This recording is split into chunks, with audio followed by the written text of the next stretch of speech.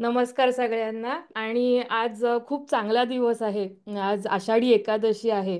बऱ्याचशा महाराष्ट्रीयन लोक एकतर आषाढी एकादशीच्या दिवशी आणि हे जेव्हा असतं शंकराचं महाशिवरात्र, तेव्हा महाशिवरात्रीच्या दिवशी दोन्ही वेळेला उपास हे करतातच आणि विठ्ठलाची भक्ती शंकराची भक्ती एक करतात. आणि आपल्या कॅलेंडर मराठी कॅलेंडर प्रमाणे सुद्धा आजचा मोठा दिवस आहे की चातुर्मासाचा प्रारंभ आजच्या दिवशी होतो. आणि पुढले 4 महिने असं आपल्याकडे मानलं जातं की विष्णू विश्रांतीला जातात ह्याच्यामध्ये क्षीरसागरामध्ये, आणि बाकीचे देवदेवता त्यांचा सगळा कारभार हे करतात. त्यामुळे अगदी पार शंकरांपासून ते गुरुपौर्णिमेला गुरुतत्वांपासून ते परत गणपतीपासून आणि देवी असे वेगवेगळे देवतांच्या उपासना या 4 महिन्यामध्ये आपल्याकडे करतात. आणि हे खूप चांगले म्हणजे लवकर कनेक्ट होणारे प्रसन्न होणारे असे देवता या 4 महिन्यामध्ये उपासले जातात. तर त्याची सुरुवात आजपासून होती आणि मला अतिशय आनंद होतोय की आदरणीय विनायक परांजपे जे आरोग्य रक्षक म्हणून प्रसिद्ध आहेत, ते आज आपल्याला जॉईन झालेले आहेत. पूर्वी याच प्लॅटफॉर्मवर एकदा आपण देवी अथर्व शीर्षाचा एकदा सेशन केला होता, तेव्हा विनायक परांजपे यांच्या यूट्यूब चॅनलवरचं त्यांनी मराठीत भाषांतर केलेलं देवी अथर्व शीर्ष आपण म्हटलं होतं सगळ्यांनी एकत्र. तर मला खूप आनंद होतोय की ते आज आपल्यामध्ये आहेत.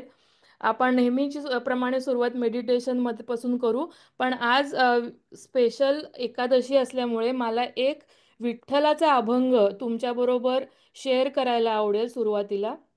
तर हम्म. तो मी शेअर करते. दिसतोय ना? हो. हा. हा तर हा प्रसिद्ध अभंग आहे. हा संत श्री तुकारामांनी लिहिलेला आहे. याला पंडित जितेंद्र अभिषेकींनी आणि हा म्हटलेला आहे. आणि अ, तर ह्याचा आपण थोडक्यात एकदा हा वाचूयात आणि थोडक्यात अर्थ आहे तो आपण बघूयात.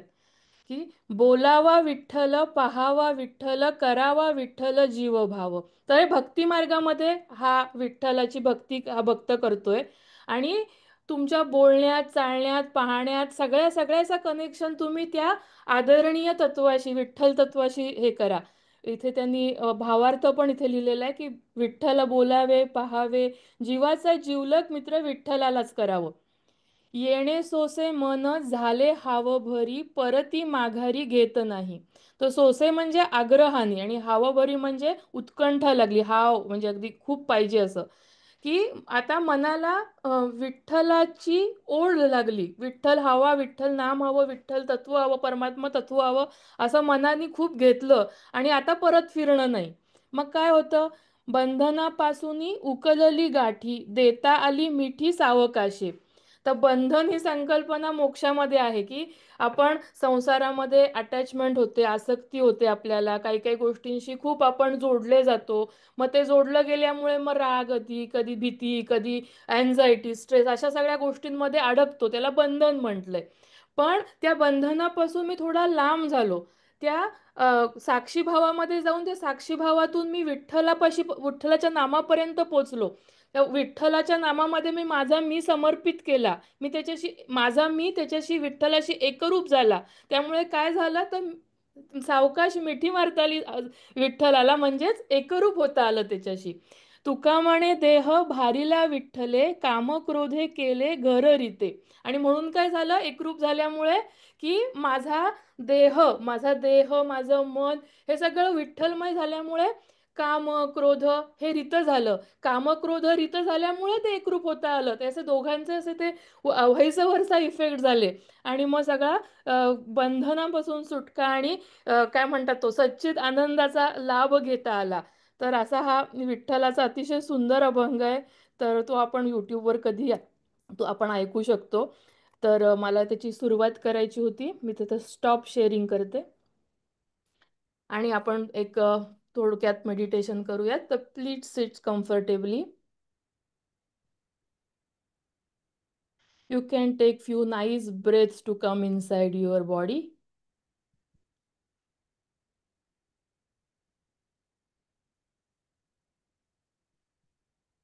Normal, natural breath. We are not doing any pranayam or anything here. So we are just feeling how the breath is coming in, breath is going out, relaxing your whole body, feeling your body sitting, feeling your body breathing, and resting into this awareness. And as you rest into this awareness, you are just aware of breath coming in, breath coming out, or any sounds that come to your ear, or any bodily sensations that might happen, such as warmth, coldness, any vibration, tingling, whatever sensation might be available in the body. You are just resting into awareness and being aware of your body, your senses, your breath,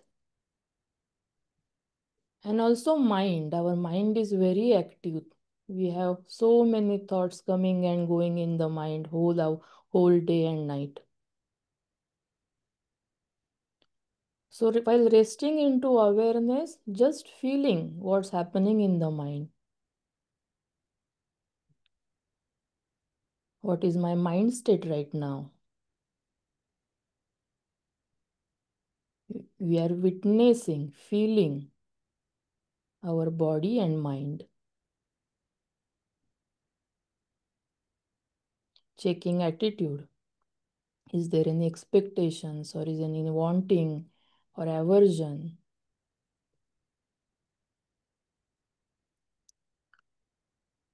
Resting into awareness.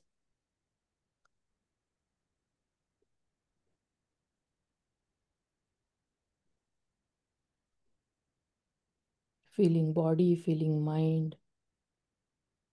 As witnesser, drashta.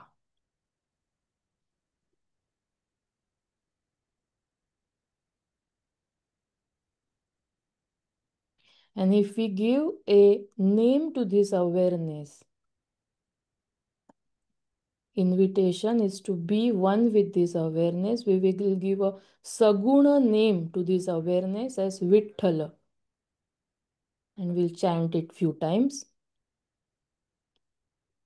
Vitthal Vitthal जय हरी विठ्ठल विठ्ठल विठ्ठल जय हरी विठ्ठल विठ्ठल विठ्ठल जय हरी विठ्ठल विठ्ठल विठ्ठल जय हरी विठ्ठल विठ्ठल विठ्ठल जय हरी विठ्ठल विठ्ठल विठ्ठल जय हरी विठ्ठल विठ्ठल विठ्ठल जय हरी विठ्ठल विठ्ठल विठ्ठल जय हरी विठ्ठल विठ्ठल विठ्ठल जय हरी विठ्ठल विठ्ठल विठ्ठल जय Hari Vitthal.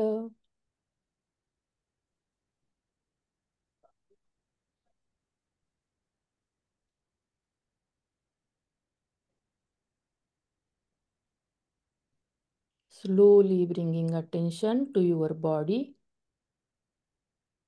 closing your eyes with your both hands, slowly opening your eyes and connecting with surrounding.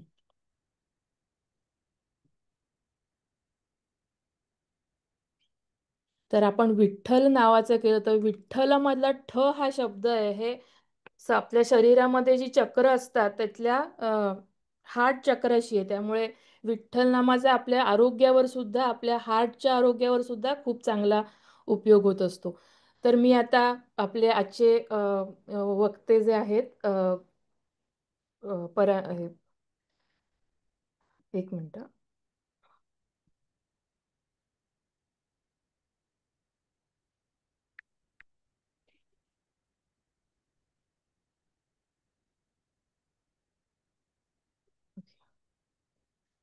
तर यांची ओळख करून देते. आजचे आपले गेस्ट आहेत श्री आरोग्य रक्षक विनायक परांजपे.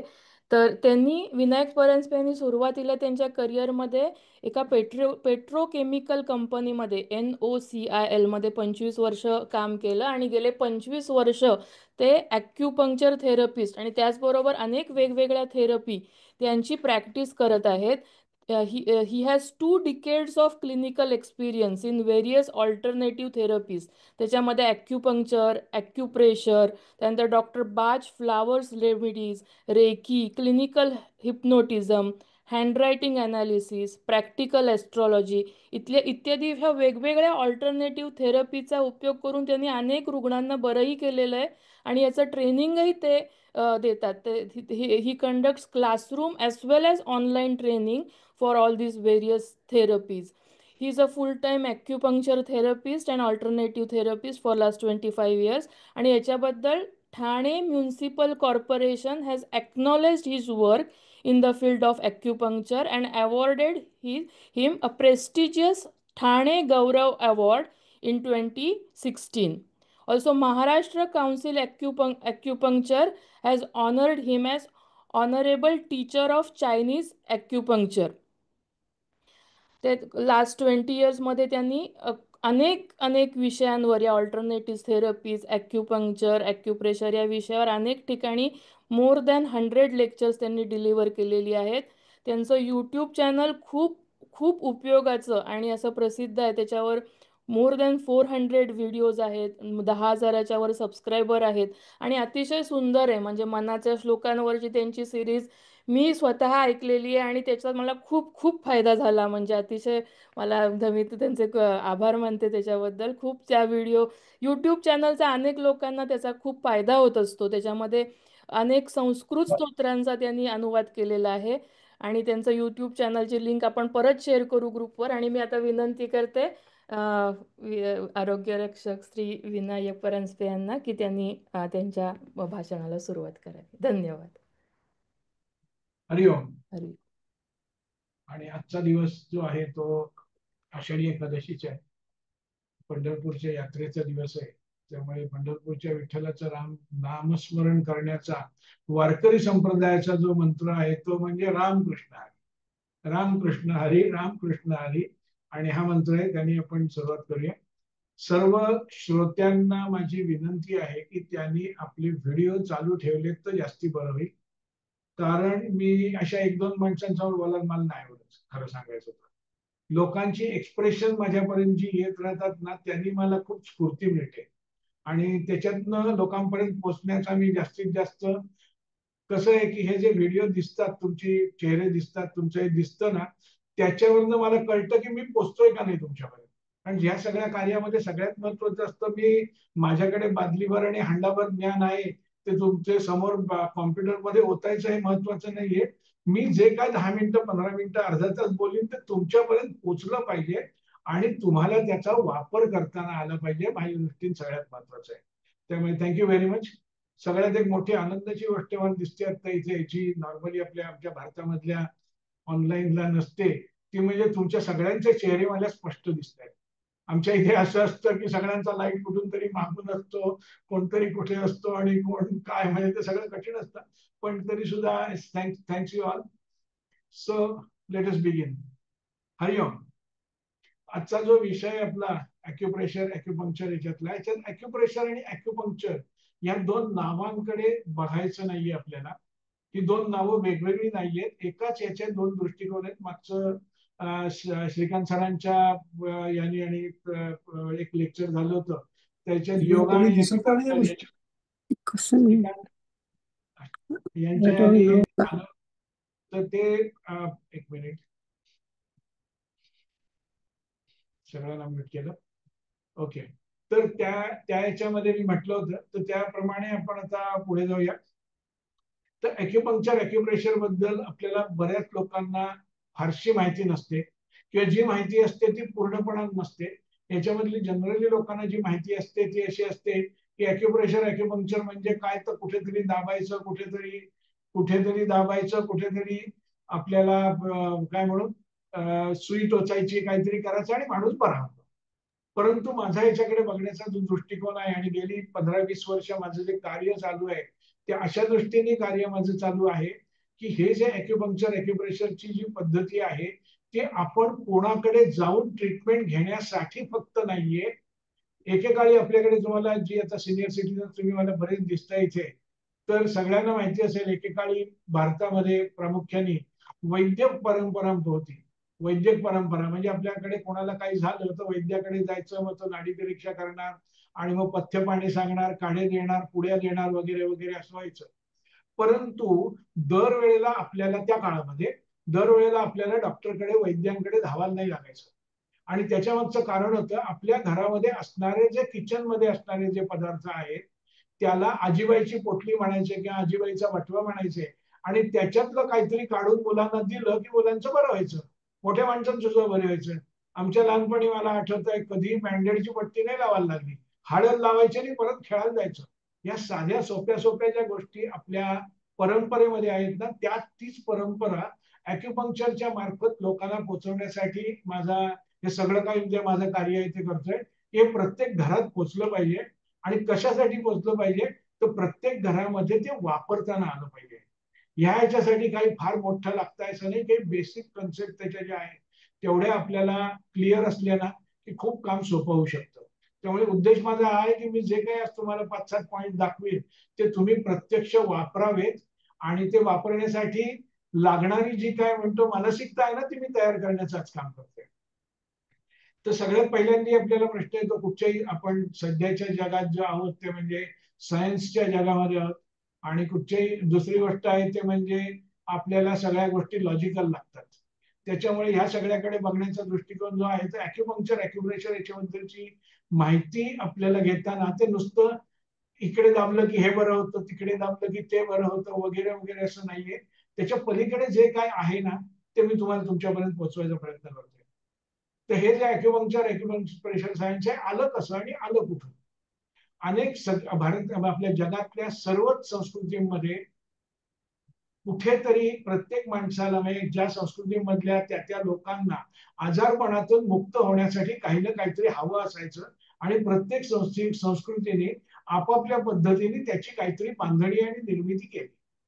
हा तर त्याच्यामध्ये अॅक्युप्रेशर म्हणजे कुठेतरी दाब देणं. तुम्हाला माहिती असेल भारतामधली परिस्थिती की कुठे चटके देणं, हे करणं वगैरे, जळवा लावणं, चटके देणं, हा सगळा त्याचाच भाग होता. त्याचं नाव थोडस वेगळं होतं एवढंच.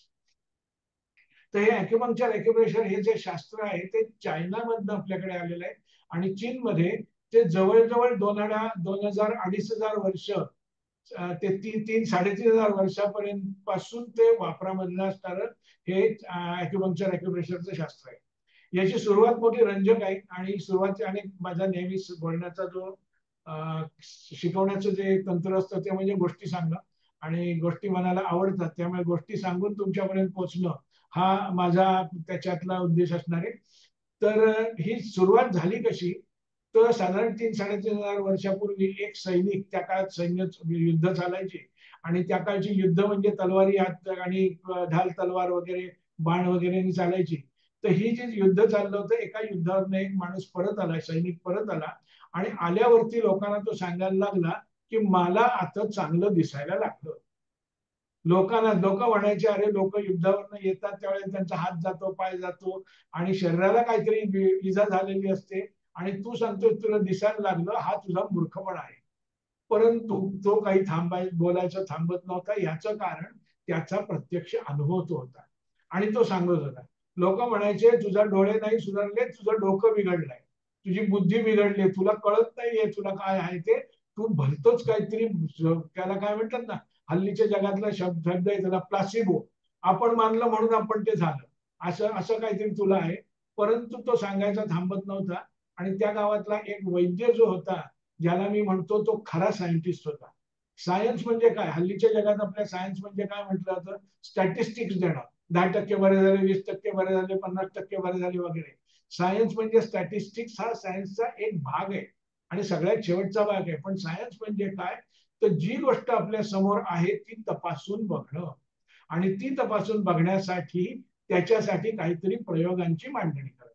तर ही प्रयोगांची मांडणी जर का आपल्याला त्यासाठी करायची असेल तर काहीतरी करायला पाहिजे आणि त्या जो वैद्य होता सायंटिस्ट वैद्य त्यांनी असा विचार केला की आता याची आपण तपासणी तरी करूया. त्यांनी त्या सैनिकाला संपूर्ण वरपासून खालपर्यंत तपासलं आणि त्या तपासणीनंतर मग त्यांनी प्रत्येकाला काय म्हणतो त्याच्या संपूर्ण शरीराची पाहणी केल्यावर त्याला काही समजेना परंतु त्याला अंतस्फूर्तीने म्हणा, इंट्युशननी म्हणा, त्याला असं वाटलं की ह्याच्या पायावरती, बाहेरच्या बाजूला, पायावरती म्हणजे काफ मसल्स वरती बाहेरच्या बाजूला अँकल पासनं 7 बोट वर असणार एक मोठी जखम त्याला दिसली. अँकल पासनं 7 बोट वर असणारी त्याला एक जखम दिसली. आणि त्या जखमेमुळे तर याला दिसायला लागलं की काय, असा त्याला प्रश्न पडला. आणि म्हणून मग तो प्रश्न, आता हे सोडवणार कसं, हे त्याच्यामुळेच झालं का कशामुळे झालं. आणि हे सोडवण्यासाठी म्हणून त्यांनी एक प्रयोग केला. आणि तो प्रयोग भयंकर खतरनाक प्रयोग होता. त्यांनी गावातल्या सर्व दृष्टीमंद लोकांना, म्हणजे ज्यांना दृष्टीचा काहीतरी त्रास आहे, त्या सगळ्यांना त्यांनी एकत्र आणलं, एकत्र बोलावलं आणि सगळ्यांना समोर उभं केलं. सगळ्यांच्या पायावर अँकल पासनं वरती पायाच्या बाहेरच्या बाजूला 7 बोटांवरती एक खूण केली. आणि गावातला जो निष्णात आर्चर होता, धनुर्धारी होता, त्याच्याकडनं सगळ्यांच्या पायावर बाण मारले. काय झालं असेल बाण मारल्यानंतर? बाण मारल्यानंतर असं झालं असेल की बाण मारल्यानंतर असं झालं असेल की तिथे जखमा झाल्या. आणि ह्या ज्या काही जखमा झाल्या त्यांचं काय काय ते झालं असेल पुढे. परंतु त्याच्यात निदर्शनास असं आलं की साधारण 50 ते 60% लोकांना दृष्टीमध्ये फरक पडला. त्याच्यामुळे काय झालं की तो जो वैद्य होता तो बनला आय स्पेशालिस्ट. आणि मग आता आपण काय काम करतो याला काहीतरी नाव तर द्यायला पाहिजे ना. म्हणून मग त्यांनी असं दिलं की तिथे जी जखम झाली होती, जखम त्यांनी केली होती, त्या बिंदूला त्यांनी नाव दिलं गुआंगमिंग. चायनीज शब्द आहे गुआंगमिंग. आणि त्याचा अर्थ आपला इंग्लिश मधला अर्थ आहे ब्राईट व्हिजन किंवा दिव्य दृष्टी. आपण त्याला मराठीमध्ये म्हणू शकतो दिव्य दृष्टी. तर त्यांनी त्याला दिव्यदृष्टी असं नाव दिलं. ही दिव्यदृष्टी म्हणजे हे जे आल्यानंतर गावातल्या आणि आजूबाजूच्या परिसरातल्या इतर वैद्यांच्या पोटात दुखायला लागलं. आणि ह्याच्याकडे लोक जातात, आपण साधेच राहिलो अजून जसे त्या तसे. म्हणून प्रत्येक जणांनी रिसर्चला सुरुवात केली. आलेल्या पेशंटला कुठेतरी दाबायचं, कुठेतरी भोसकायचं, बाण मारायचं, काहीतरी करायचं आणि काम करून बघायचं काय कोणाला फरक पडतो. ह्या ह्याच्यामध्ये असं झालं की प्रत्येकाने अनेक वर्ष रिसर्च केला आणि त्याच्यामध्ये त्यांना असं दिसलं की आपल्या हाताला गुण येतोय. आणि सगळ्यात चीनभर असे स्पेशालिस्ट तयार झाले. प्रत्येक जण एकेकाचा स्पेशालिस्ट, कोणी डोक्याचा, कोणी पायाचा, कोणी तोंडाचा, कोणी जठराचा, कोणी किडनीचा वगैरे वगैरे असे तयार झाले. म्हणजेच आत्ताचं जे आपलं सध्याचं मॉडर्न मेडिसिन आहे ना, त्याच्या बरोबर उलटी गंगा आहे. मॉडर्न मेडिसिन मध्ये पहिले जनरल प्रॅक्टिशनर तयार होतात आणि चायनीज अॅक्युपंक्चर मध्ये पहिले स्पेशालिस्ट तयार झाले. हे जे काही सगळे स्पेशालिस्ट तयार झाले त्यांनी आपापली कामं चालू होती त्यांची. मग काय, ज्यांना कोणाला जो कोणता त्रास होईल असेल त्यांनी तिकडे जायचं. म्हणजे मुंबईमधली गोष्ट आहे की कोणाला किडनीचा प्रॉब्लेम आहे की धावला चेन्नईला, कोणाला लंग्सचा प्रॉब्लेम आहे की धावला दिल्लीला. असं वेगवेगळ्या ठिकाणी आहे. तसंच त्या काळात होत होतं. आणि त्यावेळेचा जो चिनी सम्राट होता त्या सम्राटाला असं वाटलं की हे काय बरोबर नाही. आपल्या जनतेला, आपल्या प्रजेला एकाच ठिकाणी सर्व काही आरोग्याच्या सुविधा मिळायला हव्यात. आणि हे कसं करायचं म्हणून त्यांनी ह्या सगळ्या चीनभर पसरलेले जे काय म्हणून वैद्य होते त्या सगळ्यांना बोलवून घेतलं. आणि त्यांना सांगितले तुम्ही जे काय इंडिव्हिज्युअल एकेकाचं तुम्ही सांगताय ना, हे असलं काय मला नको, मला सगळं मिळून एकत्र करून एक शास्त्र बनवून द्या. काय झालं असेल, म्हणजे मी हे आपलं पुढचा माझा अंदाज आहे की काय झालं असू शकेल की ही सगळी मंडळी पहिल्यांदी, सगळी हुशार मंडळी आहेत, सगळी विद्वान मंडळी आहेत, अनुभवी आहेत. त्यामुळे पहिली सगळी एकमेकांशी जाम भांडली असते की माझंच कसं बरोबर आहे. परंतु नंतर त्यांच्या असं लक्षात आलं की हा आपला जो सम्राट आहे, राजा आहे, तो काय आपल्याला असा सोडणार नाही. आणि त्यांनी काय केलं असावं की सगळ्यांना एका किल्ल्यामध्ये, त्या 100, 200, 500 लोक होती, त्यांना सगळ्यांना एका किल्ल्यामध्ये बंद केलं. आणि त्यांना सांगितलं तुम्ही काय जे करताय ते सगळं एकत्रित करून मला द्या, त्याच वेळेला तुमची सुटका होईल, नाही तर तुम्ही इज्जत राहायचं. आता जीवाशी गाठ आल्यावरती करणं भाग होतं. आणि मग सगळे एकत्र येऊन काम करायला लागले. पण हे जे काय अॅक्युप्रेशर शास्त्र बांधण्याचं काम जे झालं ते जवळजवळ 100 वर्ष चाललं. जवळजवळ 100 वर्ष चाललं होतं. आणि 100 वर्ष म्हणजे वैद्याच्या 3 पिढ्या. आणि त्या वैद्यांच्या 3 पिढ्यांच्या मागे चाबूक घेऊन ती सम्राटाच्या 3 पिढ्या, असं ते काम झालं. आणि त्यावेळेला जे अॅक्युप्रेशर शास्त्र तयार झालं, निर्माण झालं, ते आजपर्यंत अबाधित आहे. त्याच्यात नवीन काहीतरी आलाय, पण ते जुनं आहे ना, ते चुकीचं आहे, हे भलतच आहे, काहीतरी असं झालेलंच नाहीये. याचं कारण तो रिसर्च होता, तो सगळ्यांनी मिळून एकत्रितपणाने पक्का केलेला. हे सगळं असं झाल्यामुळे काय झालं, की हे जे शास्त्र तयार झालेलं आहे ते स्पेशालिस्ट पासून निर्माण झालेलं असल्यामुळे अॅक्युपंक्चर मधला कोणी जनरल प्रॅक्टिशनर हा प्रत्येक विषयाचा स्पेशालिस्ट असतो, अशी अशी ही आहे. त्याच्यानंतर मग मग हे सगळं आपला काय म्हणतो ना, चायनामध्येच होतं. परंतु 1980च्या सुमारामध्ये प्रेसिडेंट निक्सननी अमेरिकेला व्हिजिट, आपल्या चायनाला व्हिजिट केली आणि त्यावेळेला त्यांना काहीतरी हेल्थ इश्यूज झाले आणि या चिनी लोकांनी त्यांना सुया टोचून दाबून बरं केलं. अँड दॅट वॉज काय म्हणतो त्यांना एक शॉक होता की औषधाशिवाय बरं होतच कसं माणूस. आणि मग मग त्यांच्या बरोबर ते सगळं शास्त्र आणि अमेरिकेत पोहोचलं. आणि जी गोष्ट अमेरिकेत पोहोचते ती जगभर व्हायला काही फारसा वेळ लागत नाही. त्यामुळे साधारण 1970-1980 नंतर हे शास्त्र सगळ्या दुनियाभर सगळीकडे पसरायला लागलं वगैरे.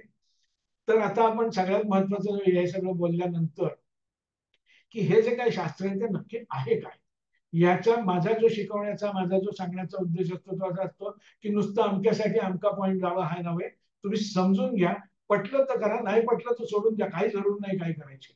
परंतु हे जे काय अॅक्युपंक्चर अॅक्युप्रेशरचे शास्त्र आहे, ह्याला मी नाव ठेवलंय, हे माझं स्वतःचं नाव आहे, त्याला मी अॅक्यु सायन्स असं म्हणतो. याचं कारण असं आहे की अॅक्युपंक्चर म्हटलं म्हणजे सुया टोचणं, प्रेशर म्हटलं म्हणजे दाब देणं, आणि पंक्चर करू का प्रेशर करू हा गोंधळ जो होतो तो होऊ नये म्हणून त्याच्या पलीकडचं जे सायन्स आहे, त्याच्या पलीकडचं सायन्स ते आपल्याला बघायचं आहे, ते समजून घ्यायचं आहे. हे अॅक्युप्रेशर आणि अॅक्युपंक्चर म्हणजे काय आहे मी म्हणतो, तर जेवणाच्या विविध पद्धती आहेत. आपल्याकडे पुलाव बनवलेला आहे आणि पुलाव बनवल्यावर जेवायला आलेला माणूस तो इंग्लिश असेल तर काट्या चमच्याने जेवेल, इंग्लिश असेल तर काट्या चमच्याने जेवेल, मराठी असेल तर हात घालून बोटाने जेवेल, साऊथ इंडियन असेल तर अख्खा हात घालून लाडू बनवून खाईल, आणि आणि चायनीज असेल तर चॉपस्टिकने खाईल. ह्याच्याच पलीकडे तोच पुलाव माझे वडील जे 90 वर्षाचे 93 वर्षाचे झाल्यावर गेले, त्यांना दात नसल्यामुळे त्यांना हे चावताना येत नाही, म्हणून बायको माझी त्यांना तेच मिक्सचर मधनं घालून त्याला बारीक करून द्यायचे. पोटात जाण्याला महत्व आहे. तुम्ही पंक्चर प्रेशर ह्याला महत्व नाहीये, कुठे पोचताय त्याला महत्व आहे.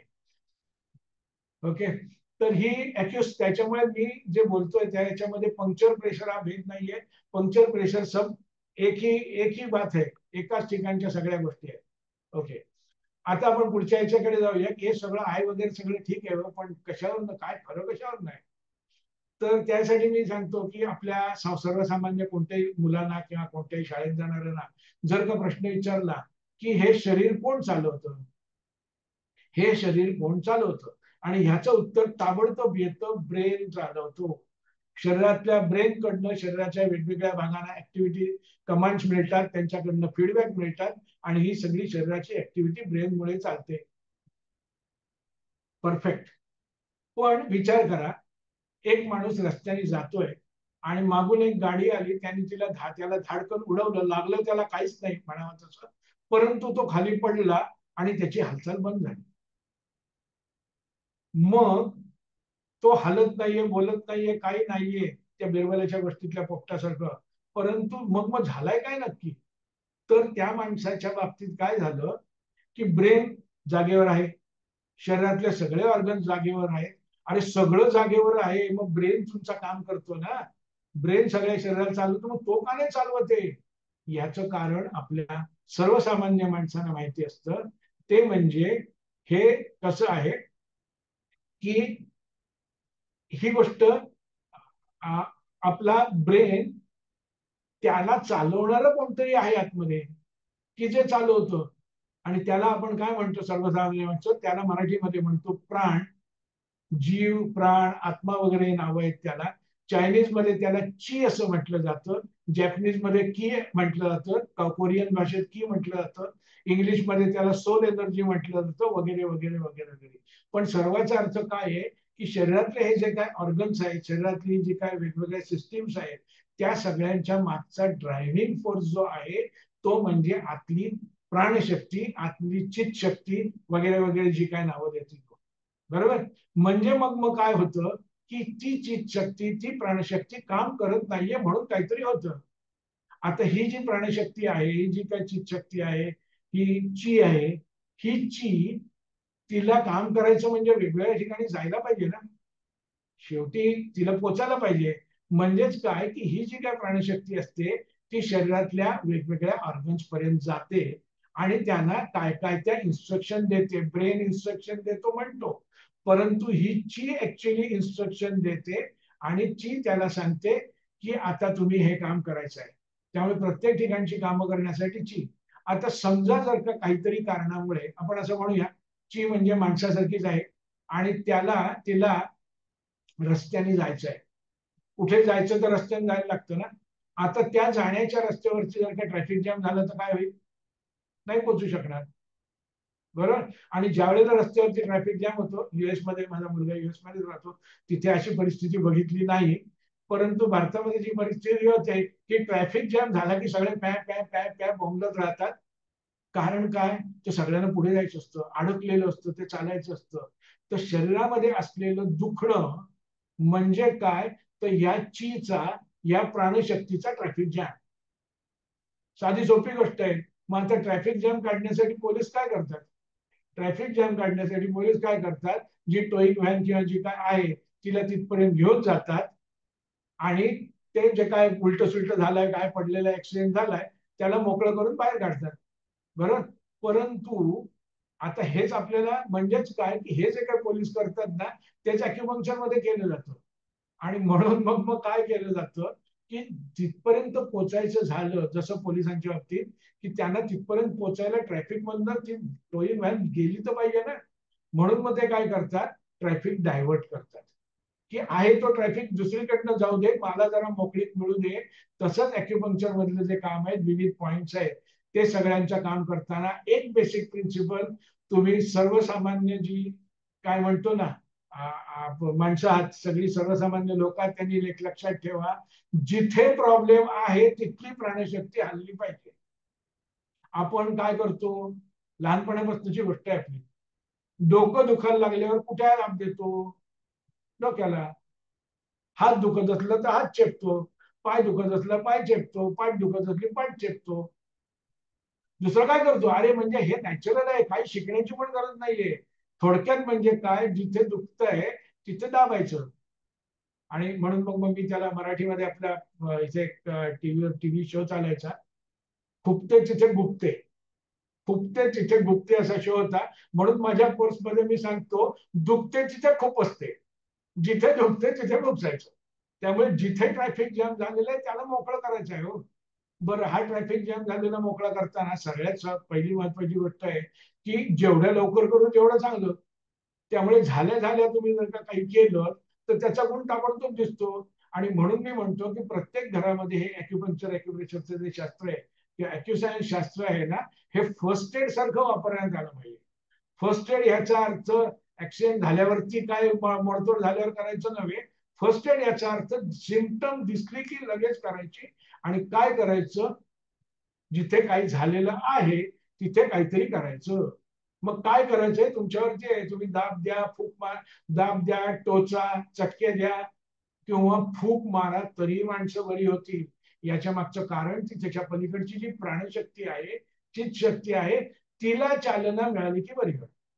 आता एवढं मोठं सायन्स आहे, एवढे 3-3.5 वर्ष वापरात आहे आणि तुम्हाला माहिती असतील लोक फी पण किती काय काय घेतात त्या सगळ्या ट्रीटमेंटची, बरोबर आहे. परंतु एवढं सगळं सुद्धा असून सुद्धा अॅक्युपंक्चरनी माणसं बरी होतात, खूप लोकांना चांगला रिझल्ट मिळतो. याच्या मागचं कारण काय, तर त्या आतमधल्या शक्तीला प्रेरणा देते. आपण जी औषधं घेतो ना, ती फक्त त्याला सपोर्ट करायचं काम करत असतात. त्याची प्रत्येक ऑर्गनची इंटरनल एनर्जी आहे, ती एनर्जी बदलण्याची कोणत्याही औषधामध्ये ताकद नाहीये. काही आयुर्वेदिक वगैरे काही याच्यामध्ये, होमिओपॅथी आयुर्वेदिक मध्ये, पण ॲलोपॅथीमध्ये ती ताकद नाहीये. आणि त्यामुळे अॅक्युपंक्चर, अॅक्युप्रेशर वगैरेच्या वापराने लोक लवकर बरी होतात. परंतु ही बरी होतात याचा अर्थ असा नाही की प्रत्येक माणूस बराच होतो. माणूस बरा होईल कधी, एक तर ट्रीटमेंट दिल्यावर होईल, पण मी बेस्ट ट्रीटमेंट देतोय. हा, पण त्या माणसाच्या शरीरातली जी प्राणशक्ती आहे तिने ठरवलं मला हलायचंच नाहीये, मला असंच राहायचं आहे, तर कसा माणूस बरा होईल हो? त्यामुळे शेवटी सगळ्यात महत्वाचं असतं की आतली प्राणशक्ती हलण्यावरती, आणि जो माणूस पॉझिटिव्ह असतो त्याची प्राणशक्ती लवकर हलते. लहान मुलांच्या बाबतीत त्यांची एनर्जी ताजी असते, त्याच्यामुळे पण त्यांची लवकर असते हलते. तर ही अशी प्रकारची अॅक्युपंक्चर अॅक्युप्रेशरच्या बाबतीतली माझी त्याकडे बघण्याची धारणा. आणि ही जी प्राणशक्ती आपल्या शरीरामध्ये फिरते तिला चायनीज अॅक्युपंक्चर मध्ये मेरिडियन्स असं म्हणतात. मेरिडियन म्हणजे या प्राणशक्तीचे जाण्याचे मार्ग. ते 14 मार्ग आहेत, परंतु हे 14 मार्ग आहेत म्हणजे 14 हायवे आहेत असं म्हणा. हायवे असले तरी आजूबाजूला गल्ल्यामुळे असतातच. तसंच याच्या बाबतीत आहे. म्हणजे ती प्राणशक्ती आणि ते 14 मार्ग एवढ्या नाहीये. आपल्या भारतीय योगशास्त्रांनी असं म्हटलेलं आहे, शरीरामध्ये 72,000 नाड्यांमधून प्राणशक्ती फिरत असते. शरीरामध्ये 72,000 नाड्यांमधून प्राणशक्ती फिरत असते. आणि चायनीज अॅक्युपंक्चर म्हणतो फक्त 14च माळे आहेत, 14च आहेत. मग हे दोन मध्ये आता आहे सगळं एकच शरीर, मग दोन मध्ये त्याला बसवायला हवं ना काहीतरी. आणि हे बसवण्यासाठी म्हणून मी त्याच्याकडचा माझा रिसर्च तो त्याच्यातला आहे तो असा आहे की ही जी 14 मेरिडियन्स आणि चायनीज याची जी परिस्थिती आहे ती म्हणजे आपलं मॅप बुक. पूर्वी आपण हातात नकाशा घेऊन पुस्तक घेऊन ट्रॅव्हल करायला जायचो आणि मग ती गावं बघत बघत पुढे जायचो, ते म्हणजे मॅप बुक.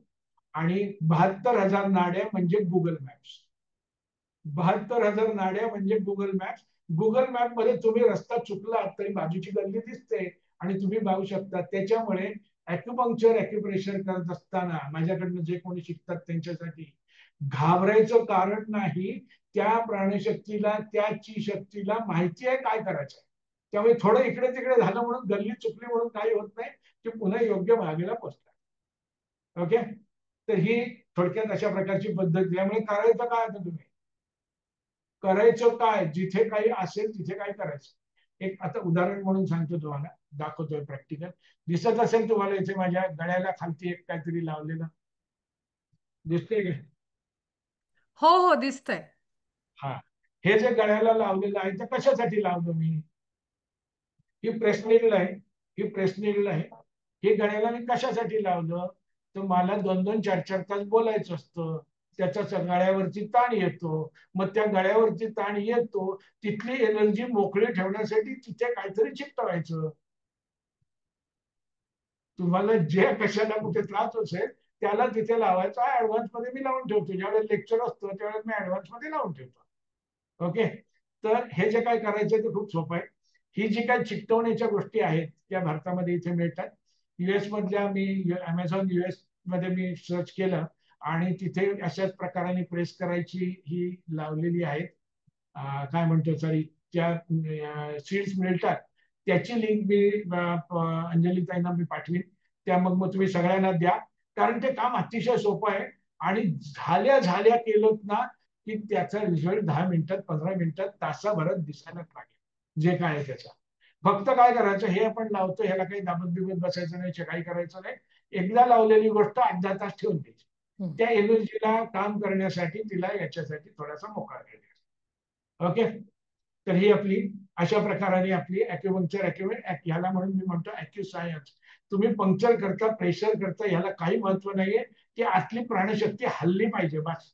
महत्व सगळ्यात हल्ल्याला आहे, नुसत्या बोलण्याने. आणि म्हणून बऱ्याच लोकांच्या बाबतीत असं होतं की गोड बोलण्याने, नुसतं बोलण्याने सुद्धा लोक बरी होतात. याच्या मागचं कारण की बोलण्याने सुद्धा आपली प्राणशक्ती हलते. ओके. तर आता अॅक्युपंक्चर अॅक्युप्रेशर मधल्या ज्या काही जादुई गोष्टी आहेत ना, 2 जादूच्या गोष्टी आहेत ज्याला ह्या विश्वामध्ये तोड नाही. त्या 2 गोष्टी तुम्हाला सांगणार, शिकवणार आहे. आणि आठवण ठेवा, मी जे सांगतोय त्याचा काय म्हणतो ना समजून घ्या. आणि ते जेव्हा कधी वेळ आली तर ते प्रत्यक्ष वापरा. तुमचा नावलौकिक इतका वाढेल ना की काय विचारू नका. थोडक्यात एक गोष्ट सांगतो याच्यासाठीची. माझ्या मित्राच्या मुलीचं लग्न होतं ठाण्यामध्ये टिकटॉक प्लाझामध्ये. आणि त्याचे व्याई जे होते ते पॉलिटिकल लीडर, त्यामुळे प्रचंड गर्दी होती. आणि लग्नाचा काय मुहूर्त जवळ आलेला होता. मी आणि आमचे मित्र वगैरे थोडे मागच्या बाजूला होतो. माझी मिसेस आणि तिच्या मैत्रिणी पुढे स्टेज जवळ होत्या. आणि तेवढ्यात मुहूर्ताची वेळ जवळ आलेली आहे आणि तेवढ्यात गलका झाला, काहीतरी झालं. आणि काय झालं तर पहिल्या लाईनीत सोफ्यावरती बसलेल्या एक आजोबा बेशुद्ध होऊन खाली कोसळले. त्या गर्दीमध्ये त्यांची काहीतरी गडबड झाली. त्या गर्दी म्हणा किंवा काय जे काय होतं त्याच्यामध्ये त्यांची काहीतरी गडबड झाली आणि ते खाली कोसळले. ताबडतोब तिथे हलकल्लोळ माजला, लग्नाची वेळ आहे आणि असं काहीतरी झाल्यावरती. आणि मग सगळे लोक जमले, नेहमी होतं तसंच झालं. सगळी लोक जमली, करत कोणीच काही नव्हतं, फक्त दुसऱ्याला सांगत होतं कांदा आणि चप्पल आण. आपण काही घालायला तयार नाही कोणी. आणि अशा ह्याच्यात सगळं होतं. तेवढ्यात एकाने अनाउन्समेंट केली. हे बघितल्याबरोबर माझ्या बायकोनी मला मोबाईलवरती फोन केला, तुम्ही ताबडतोब पुढे निघून या, असं असं झालंय. तर मी पुढे गेलो. तेवढ्यात अनाउन्समेंट झाली माईकवरनं, इथे कोणी डॉक्टर असेल तर त्यांनी ताबडतोब स्टेज जवळ यावं, इमर्जन्सी आहे, अर्जन्सी आहे वगैरे वगैरे असं. तोपर्यंत मी तिथे पोहोचलो होतो. त्या गर्दीत न वाट काढून मी आतमध्ये घुसलो आणि ते काका उताणे पडलेले होते खालती. मी काय केलं, खिशाला लावलेलं माझ्या पेन असतं, सुशिक्षित असण्याचा एक फायदा असतो. खिशाला लावलेलं जे माझ्या पेन होतं ते पेन काढलं आणि नाक आणि ओठ याच्या मध्यावरती जो बिंदू आहे त्याच्यावर त्या बॉल पॉइंट पेननी त्याला स्ट्रॉंग स्टिम्युलेशन दिलं. म्हणजे काय, त्याला झटके दिले, स्ट्रॉंग स्टिम्युलेशन त्याला दिलं. आणि पुढच्या 2 मिनिटात ते काका उठून बसले. आणि उठून बसल्यावर कशाला एवढे सगळे जण जमलायत, अहो तुम्ही बेशुद्ध पडलात म्हणून तर आम्ही जमलो सगळे. पण अशी परिस्थिती. आणि ते उठून बिठून बसले. आणि तेवढ्यात एक मुलगी 30-35 वर्षाची असेल बाई, डॉक्टर होती, आली. आणि ती शोधायला लागली, जे पेशंट दिसतच नाहीये, पेशंट गेला कुठे, काय झालं, काय कुठे गेला. आणि मग मग कळलं तिला की बेशुद्ध पडलेले होते. तिचा जग काय चालू झाला माहितीये, माझी मी बॅग आणली नाही, माझ्याकडे ब्लड प्रेशरचं मशीन नाही, माझ्याकडे अमुक नाही, माझ्याकडे तमुक नाही. सांगण्याचा मुद्दा काय आहे, डॉक्टर तिथे असूनही त्याचा उपयोग नाही, कारण तो सगळा दवाखाना घेऊन फिरत नसतो. समजा मी तिथे नसतो किंवा मी तिथे केलं नसतं काही, तर काय झालं असतं, इमॅजिन करा. त्या माणसाला, बेशुद्ध पडलेल्या माणसाला काय केलं असतं, तर पहिलं उचलून अँब्युलन्स बोलावली असती आणि उचलून आयसीयू मध्ये टाकलं असतं. हो, म्हणजे काय झालं, त्याचा कमीत कमी 50,000 रुपयाचं त्याचं बिल फाटलं ताबडतोब. हा, म्हणजेच काय, हे जे काही साध्या साध्या सोप्या गोष्टी आहेत, ह्या गोष्टी फर्स्ट एड म्हणून वापरायच्या. त्यामुळे जर का तुमच्या समोर अशी कधी परिस्थिती आली, अशी कधी वेळ आली की कोणीतरी बेशुद्ध, आणि कोणत्याही कारणाने बेशुद्ध होते, कोणत्याही कारणाने बेशुद्ध अर्थात एक एक ज्याला रेग्युलर काय म्हणतात ना, फिट्स येतात वगैरे अशा असतात, त्यांना पण होईल उपयोग. परंतु इतर काही कारणाने कोणी झालेलं असेल ना, तर त्याला अक्षरशः माणूस 3 मिनिटाच्या शुद्धीवर येतो, याची माझी गॅरंटी आहे. फक्त तुम्हाला करायला पाहिजे. आता मी कुठे शिकले, काय मी काय करू, मला काय माहिती, नाही होणार काही. तुम्हाला करायला पाहिजे, पुढे जाऊन केलं पाहिजे. केल्याने होत आहे रे, आधी केल्याची पाहिजे, कळलं. आणि त्याच्यानंतर हा त्यावेळेचा एक प्रसंग, आणि असे अनेक 100 पेक्षा जास्ती लोकांना माझ्या हातून अशा प्रकारे बेशुद्धीतून बाहेर आलेले आहेत. लोक माझ्याकडे येतात, सर आम्ही आता हिमाचलच्या टूरला जातोय. दुसरा कोणतरी म्हणतो की सर आता आम्हाला कैलास मानवला जायचं आहे. जरा मला प्रश्न नंतर विचारा तुम्ही, कारण माझं डिस्टर्ब हो हो होतं. हो हो, चालेल चालेल, शेवटी. नंतर विचारा, आता नका हं, विचारू. हं. मी वेळ हो देईन, भरपूर वेळ देईन. हो रात्रभर आज माझी रात्र माझ्यासाठी आहे संपूर्ण. चालेल. ओके. तर लोक विचारतात, सर आम्हाला काहीतरी सांगा, कारण आम्ही तिकडे जाणार आहोत, मग आम्हाला काहीतरी काहीतरी पॉईंट सांगा. त्यावेळेला मी त्यांना, तुम्हाला आज जे सांगणार ते पॉईंट सांगतोच, परंतु त्यांना मी पहिला हा पॉईंट शिकवतो की जर तुमच्या टूर मध्ये कोणाला हे असं काही झालं, तर पहिलं काम काय करायचं, तुमच्याकडे जी कोणती वस्तू असेल टोकदा, त्या वस्तूंनी नाक आणि ओठ याच्यामध्ये स्ट्रॉंग स्टिम्युलेशन द्यायचं. याचा मी जो हा आहे, काय म्हणू, चित्र आहे ते तुम्हाला दाखवतो, शेअर करतो.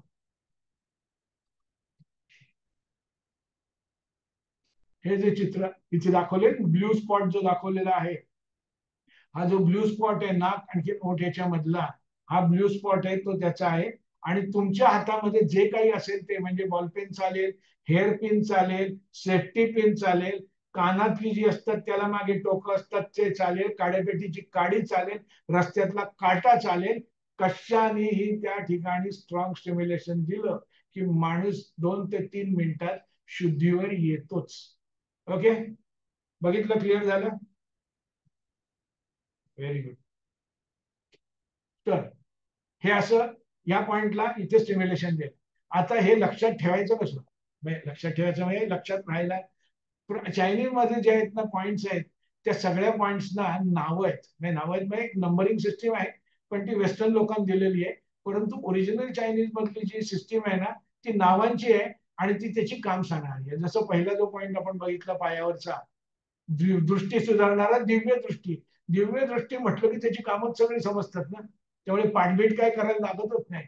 तसा हा जो पॉइंट आहे या पॉइंटचं नाव आहे इंग्लिश मधलं translation point of reanimation. Point of reanimation म्हणजे माणसाचं अॅनिमेशन बंद पडलं आणि परत चालू झालं. अॅनिमेशन म्हणजे हालचाल बंद झाल्यानंतर चालू करणारा हा पॉइंट आहे, पॉइंट ऑफ रिॲनिमेशन. याच्या मागचं आणखीन जे काही सायन्स आहे ते आता सांगण्याची काही गरज नाहीये, ते माझ्या कोर्स बेसच्या याच्यामध्ये येतं सगळं. परंतु एवढं लक्षात ठेवून केलं तर अतिशय फायदा होईल. आणि सगळ्यात महत्वाचं म्हणजे भारतामधली तरी ही परिस्थिती आहे, तुमच्या इथे काय मला माहित नाही, परंतु ह्या अशा प्रकारे कोणाला काही केलं त्याचे तुम्ही कमीत कमी 50,000 रुपये वाचवाल आणि that's a lot of satisfaction की आपण कोणासाठी तरी काहीतरी केलं. ओके, दुसरा पॉइंट. तर हा पॉइंट कुठेही ह्या प्रकाराने असं कोणाला तरी जागृत करण्याची पद्धतच नाहीये. टोचलं आणि झाला बरा लोक शक्यच नाहीये. याच्या मागचं कारण शरीरामधली अडकलेली जी ची एनर्जी असते ती ची एनर्जी प्रवाही होते, प्राणशक्ती प्रवाही होते आणि ती सगळीकडे पोचायला लागली की सगळं परत आपापल्या मार्गावर लागतं.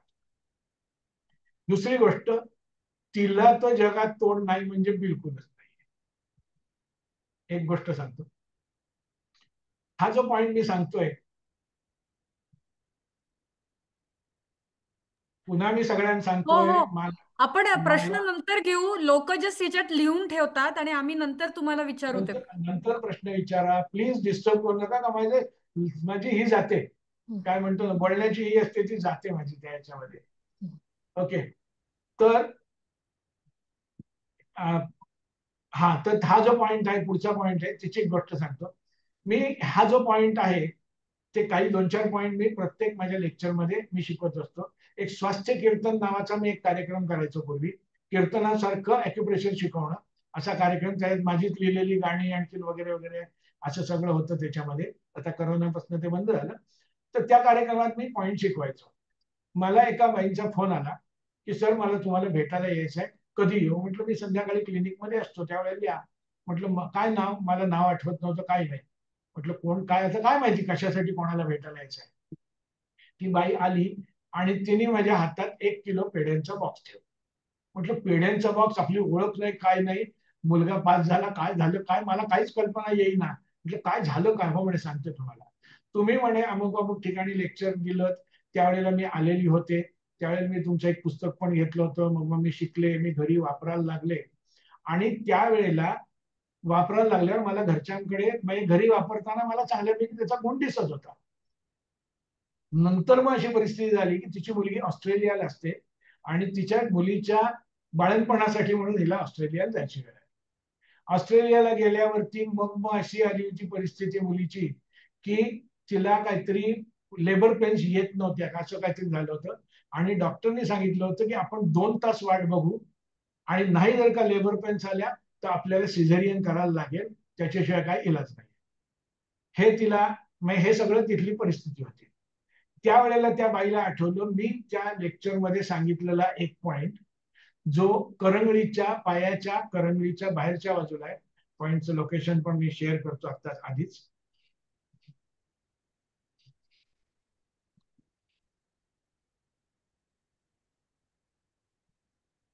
हा बघा, हा जो पॉइंट आहे BL67 म्हणून म्हटलेला आहे, हा जो पॉइंट आहे तो करंगळीच्या नखाच्या बाहेरच्या बाजूच्या कोपऱ्यात असणारा जो पॉइंट आहे, हा पॉइंट त्या बाईनी वापरला. बरं, ही बाई गंमत अशी आहे की ही बाई शिकलेली काही नव्हती, असं काय कोणाकडनं वगैरे काही शिकली नव्हती, घरातल्या घरात काहीतरी थोडंसं केलं होतं तेवढंच. परंतु माझ्या सांगण्यावरचा विश्वास ठेवून, मला टेप बंद करतो, माझ्या सांगण्यावरती विश्वास ठेवून तिने थोडा धीर केला. शेवटी धीर केला याच्या मागचं कारण ती आई होती. आई असल्यामुळे आपल्या मुलीचं सिझेरियन शक्यतो व्हायला नको. मग आपण काय करता येईल, जी थोडस अॅक्युप्रेशर येणारी आई असते ती काहीतरी करणार, नाही तर मग फक्त टेन्शन येऊन तिलाच कुठेतरी हॉस्पिटलला ऍडमिट करायची वेळ येईल. तिने काय केलं, त्या सिस्टरना जाऊन विचारलं की म्हणे मी काही करू का, तर तिने सांगितलं आमच्या इथे चायनीज लोक काय करतात, तुम्ही पण काय ते करा, आमच्या वेळेला आम्ही काम करणार, पोटात काही द्यायचं नाही, आमची वेळ झाली की आम्ही काम करणार.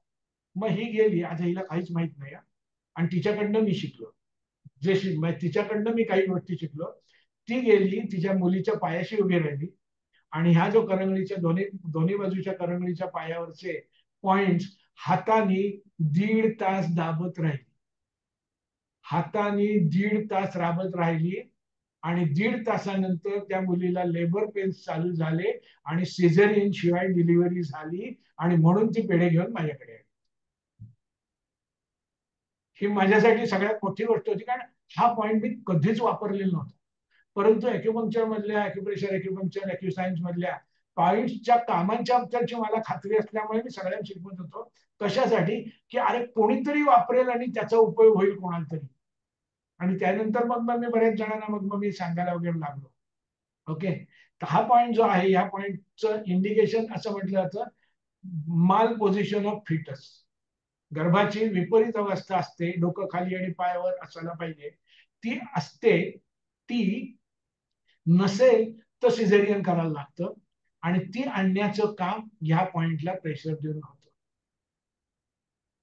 विचार करा, ते पोटातलं बाळ कुठे आहे, पॉइंट कुठे आहे, त्याला नुसतं तुम्ही दाब देताय आणि काय घडतंय सगळं. याच्या मागचं कारण काय, या सगळ्याच्या, हे सगळं घडण्याच्या मागचं कारण काय माहितीये का, मी त्याच्याकडे जे बघतो ते पॉइंटचं काम आहे वगैरे नाहीये, त्याच्या पलीकडचं जे काम आहे ते असं आहे की ते बाळ जे पोटातलं आहे ना, त्याची ची आहे, त्याची एनर्जी आहे, त्याची प्राणशक्ती आहे, आणि त्याचे आता दिवस भरलेत आणि त्याला बाहेर या जगामध्ये यायची वेळ आहे. त्यामुळे त्याच्या एनर्जीला, त्याच्या प्राणशक्तीला बाहेरनं दाब दिल्याबरोबर जी प्रेरणा मिळते, त्यांनी काय घडतं, गर्भाशयाचे स्नायू हलतात आणि त्याची पोझिशन नॉर्मलला येते आणि डिलिव्हरी होते. कळलं? हे का होतं, तर त्या बाळाची एनर्जी जी आहे ना, ती ताजी आहे, आपल्यासारखी बथड झालेली नाहीये एनर्जी. त्याच्यावर सगळ्या बाजूनी पुटं बसलेत आणि बथड झाली अशी नाहीये. त्यामुळे गुडघेदुखी लवकर बरं होत नाही, पण हे काही त्या काही वेगळ्याच गोष्टी लवकर बऱ्या होतात, कारण ते डायरेक्ट एनर्जीशी पोचतं. फक्त आता हे जर का, आता हे सुद्धा तुम्ही वापरावं.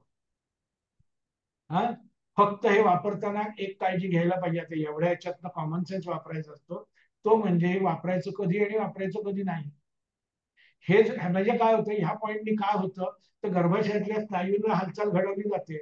बरोबर, म्हणजे पहिल्या 3 महिन्यात केलं तर काय होईल, नाही ती गोष्ट घडून जाईल. गर्भाशयाचे स्नायू जर का, युटरसचे स्नायू मसल जर का रॅन्डमली काहीतरी हलायला लागले तर मिसकॅरेज होणार ना. त्यामुळे हे कधी करायचं, तर जेव्हा डिलिव्हरी चालू शकते त्यावेळेला, म्हणजे 8व्या महिन्यानंतर. ओके, ही अशी दुसरी गोष्ट आहे की जी कोणालाच काय म्हणतो ना, की बाकी कुठे याच्याबद्दलची काही कुठेच काही नाहीये. त्यामुळे हा बघा तुम्हाला वापरताना कसं येत आहे ते. अनेक प्रकार आहेत. आता हिच्या या बाईकडनं मी काय शिकतो, तोपर्यंत माझा असा समज होता की कोणी विचारलं काय करू, आमका पॉइंट आहे, याला काय करू, प्रेशर देऊ, तर मी सांगायचो दिवसातनं 3 वेळा 5-5 मिनिटं द्या. दिवसातनं 5 वेळा, ते 3 वेळा 5 वेळा, 5-5 मिनिटं, 10-10 मिनिटं वगैरे, असं मी काय सांगायचो. पण हिच्याकडनं मला काय कळलं माहितीये, हिच्याकडनं मी जे शिकलो ते असं की आपल्याला गुण येईपर्यंत करत राहायचं. ती एनर्जी हलायला पाहिजे ना. आणि म्हणून गुण येईपर्यंत करत राहायचं, आणि गुण येईपर्यंत करत राहायचं. ताजं असेल तर लगेच गुण दिसतो, शिळं असेल तर मग त्याला त्या प्रमाणात तेवढ्या जास्ती वेळ लागतो. हे मी शिकलो, आणि मग माझ्या वापरण्यामध्ये बदल केला, लोकांच्या सांगण्यामध्ये बदल केला. आणि त्याचप्रमाणे मी तुम्हाला जे सांगितलं की इथे लावून ठेवायचं आणि 8-10 तास ठेवायचं, त्याला वेळ दिला पाहिजे ना. त्यामुळे रिझल्ट मिळेपर्यंत आपल्याला काम करत राहायचं. ओके, ही झाली एक्स्ट्रीम केसेस झाले. पण रोजच्या आयुष्यासाठी काय करा, आपण असं म्हणू शकतो. तुमच्यापैकी काही जण म्हणजे योगामध्येच आहात तुम्ही ऑलरेडी, आणि मग अशा ह्याच्यात मी ज्यावेळेला म्हणतो त्यावेळेला लोक असं म्हणतात, अहो पण आमच्या घरात कोणालाच काही होत नाही हो, सगळे चांगले छान आहेत. मग आम्ही काय करायचं? ह्या अॅक्युप्रेशर, अॅक्युपंक्चर किंवा माझ्या अॅक्युसायन्स मध्ये प्रत्येकासाठी there has to be a take away. प्रत्येकासाठी काहीतरी असलंच पाहिजे, आणि ते जे असलेलं आहे ते आपल्याकडे जे आहे ते 5 पॉइंट्स आहेत. आपल्या भारतीय योगशास्त्र म्हणा किंवा धर्माच्या किंवा योगशास्त्राप्रमाणे आपल्या शरीरामध्ये पंचप्राण आहेत. आपल्या शरीरामध्ये पंचप्राण आहेत. प्राण, अपान, व्यान, समान, उदान, हे जे 5 प्राण आहेत, हे प्रत्येक 5 प्राण जे आहेत, प्रत्येक प्राण हा एकेका विविक्षित शरीराच्या एरियावरती काम करतो. म्हणजे त्याचं सगळ्याचं कंट्रोल करण्याचं तो काम करतो. एका विविक्षित ठिकाणी एका एरियामध्ये काम करण्याचं, कंट्रोल करण्याचं तो काम करतो. तसेच अॅक्युपंक्चर, अॅक्युप्रेशर मध्ये 5 पॉइंट्स आहेत जे शरीराच्या वेगवेगळ्या भागांवर काम करतात, शरीराच्या एकेका भागावर काम करतात. आणि ते आता आपण 5 पॉइंट्स बघूया. याच्याबद्दलच म्हणजे हे जे काय आता मी तुम्हाला दाखवणार आहे त्याच्याबद्दलच एक पुस्तिका मी काढलेली आहे, ती पण मी तुम्हाला शेअर करतो, आणि ती सगळ्यांना द्या. त्याचं नावच आहे अॅक्युप्रेशर प्रथमोपचार, फर्स्ट एड. काही झाल्याबरोबर काय करायचं, तर त्या पॉइंट्स, त्याच्यात दिलेले पॉइंट्स आहेत त्याचा वापर करायचा. ओके, तर let me share screen share.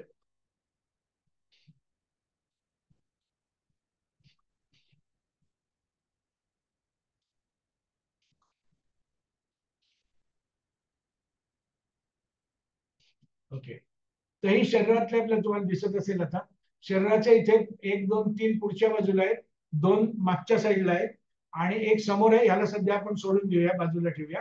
पण हे पुढच्या बाजूचे 3 आणि मागच्या बाजूचे 2, म्हणजे शरीराचे 5 भाग झालेले आहेत. याच्यातला हा जो पहिला भाग आहे, हा इथे LI4 म्हणून लिहिलेलं तुम्हाला दिसेल. LI4 त्या पॉइंटचं नाव आहे, आपण त्याकडे बघण्याची काही गरज नाहीये. तर हा जो भाग आहे, हा भाग म्हणजे आपल्या डोक्यापासून पुढच्या साईडला, डोक्यापासून मानेपर्यंत म्हणजे खांद्यांपर्यंत ह्या भागात असणारे सर्व अवयव, सर्व सिस्टीम्स आणि सर्व काही याच्या कंट्रोलमध्ये येतं.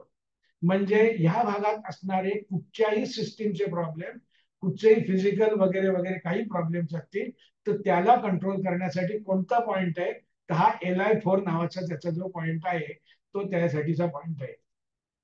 म्हणजेच काय, आता ह्या भागात काय काय येतं, ह्या भागात काय काय येतं, मी स्टॉप करतो जरा थोड्या वेळासाठी, पुन्हा चालू करतो नंतर.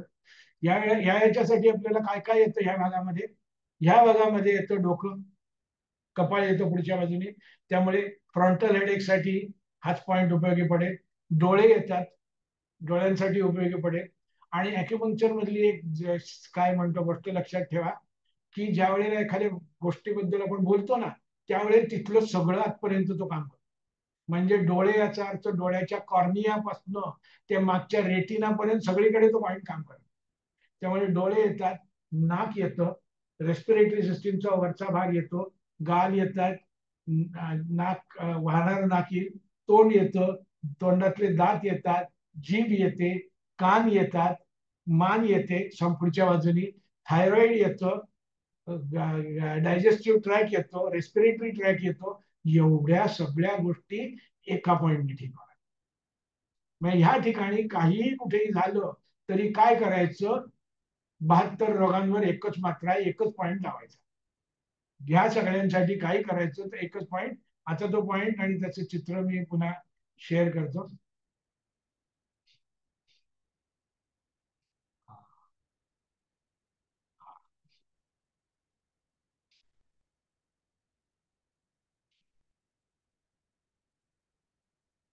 हा जो पॉइंट आहे तो आता तुम्हाला दिसेल दोन्ही यांच्या कंपॅरिझन मध्ये बघा. That will be easier and better. हा जो Li4 इथे जी एरिया दाखवलेली आहे तो पॉइंट कुठे आहे?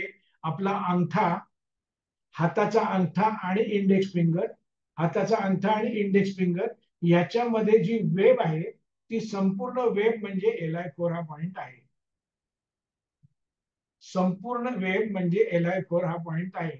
म्हणजे मग डोकं दुखत असलं तर इथेच दाबायचं, डोळ्याचं काही असलं तरी इथेच दाबायचं, किंवा नाक नाक गळते, सर्दी होते तरी इथेच दाबायचं, कानाचा प्रॉब्लेम आहे इथेच दाबायचं, जिभेचा प्रॉब्लेम आहे इथेच दाबायचं, सगळ्या ठिकाणी इथेच. आणि ह्या ठिकाणी ताजं ताजं काम करायचं असेल तर तुम्हाला जे म्हटलं तर तिथे चिकटवून द्यायचं काहीतरी किंवा दाबत बसायचं. साधं सोपं दाबत बसायचं, परंतु दाबत बसण्यापेक्षा आपल्याला लावून चिकटवून दिलं तर कामं सोपी होतात. हा पहिला पॉइंट Li4 एवढ्या सगळ्या एरियासाठी. पुढचा पॉइंट आहे तो P6. P6 म्हणजे त्या मेरिडियनचं नाव आहे, नंबर नाव याच्यामध्ये नाही. तर याचं कार्य कुठपच नाही, गळ्यापासून ते रिब्स संपतात तोपर्यंत, खांद्यापासून रिब्स संपतात तोपर्यंत. म्हणजे मग ह्या एरियामध्ये काय काय येतं आपलं? या एरियामध्ये लंग्स येतात, रिब्स येतात, ब्रेस्ट येते, हार्ट येतं आणि डायजेस्टिव्ह सिस्टीमचा काही भाग येतो, अप्पर डायजेस्टिव्ह सिस्टीम या काही भाग येतं. म्हणजे ह्या भागातल्या ह्या गोष्टींसाठी काही करायचं झालं तर कुठे करायचं? तर ह्या पॉइंटवरती प्रेशर द्यायचं किंवा ह्या पॉइंटला ट्रीटमेंट द्यायची. आणि याची जागा आहे P6. आता तुम्हाला दिसेल आपल्या हाताच्या आतल्या बाजूला मनगट रेषेपासून ही जी इथे तुम्हाला दिसेल मनगट रेषा जी आहे, या मनगट रेषेपासून 3 बोट मागे, मनगट रेषेपासून 3 बोट मागे मध्यावरती हा पॉइंट आहे. तुम्हाला हात तुम्ही लावलात स्वतः तर तुम्हाला 2 शिरा लागतील, 2 जाड टेंडॉन्स लागतील, त्याच्यामध्ये हा पॉइंट आहे. 2 टेंडॉन्सच्या मध्ये हा पॉइंट आहे. ओके. त्यामुळे कशासाठी? हार्टचा प्रॉब्लेम, लंग्सचा प्रॉब्लेम, अस्थमाचा प्रॉब्लेम, ब्रेस्टचा प्रॉब्लेम, डायजेशन जी सुरुवात आहे म्हणजे स्टमक त्याचा प्रॉब्लेम, हायपर ऍसिडिटीचा प्रॉब्लेम, या सगळ्यासाठी हा एकच पॉइंट. दुसरा पॉइंट झाला. परंतु ह्या पॉइंटची आणखीन एक खासियत आहे. माझा एक मित्र आहे, तो ह्याला जात होता, त्याला कुठचं तो साऊथ पोलला जाण्यासाठी म्हणून त्यांनी बुकिंग वगैरे केलं होतं सगळं. आणि साऊथ पोलला जाताना तिकडे साऊथ सी जो आहे तो खूप रफ असतो, साऊथ सी.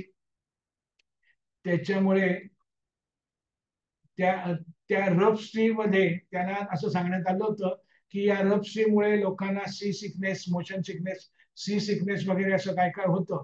आणि त्याच्यासाठी तुम्हाला सी बँड तुम्हाला ऑन बोर्ड मिळतील, तुम्हाला तिथेच त्यावेळेला मिळतील जर कोणाला त्रास झाला तर. त्यावेळेला त्यांनी मला विचारले काय असेल सी बँड म्हणजे?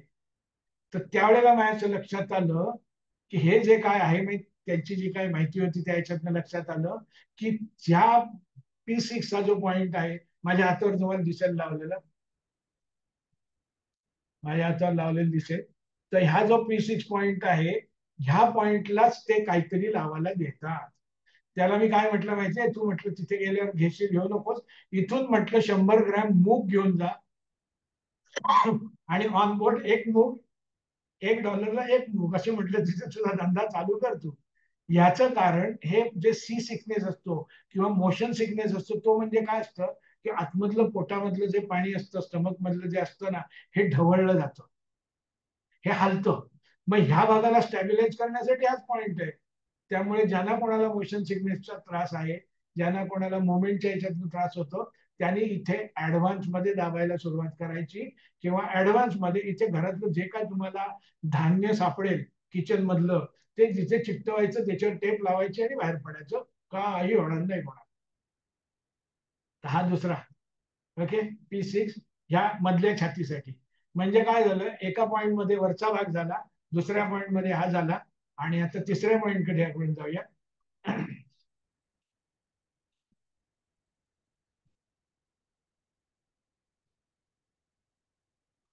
तिसऱ्या पॉइंट कडे आपण जाऊया आणि तो आहे ST36.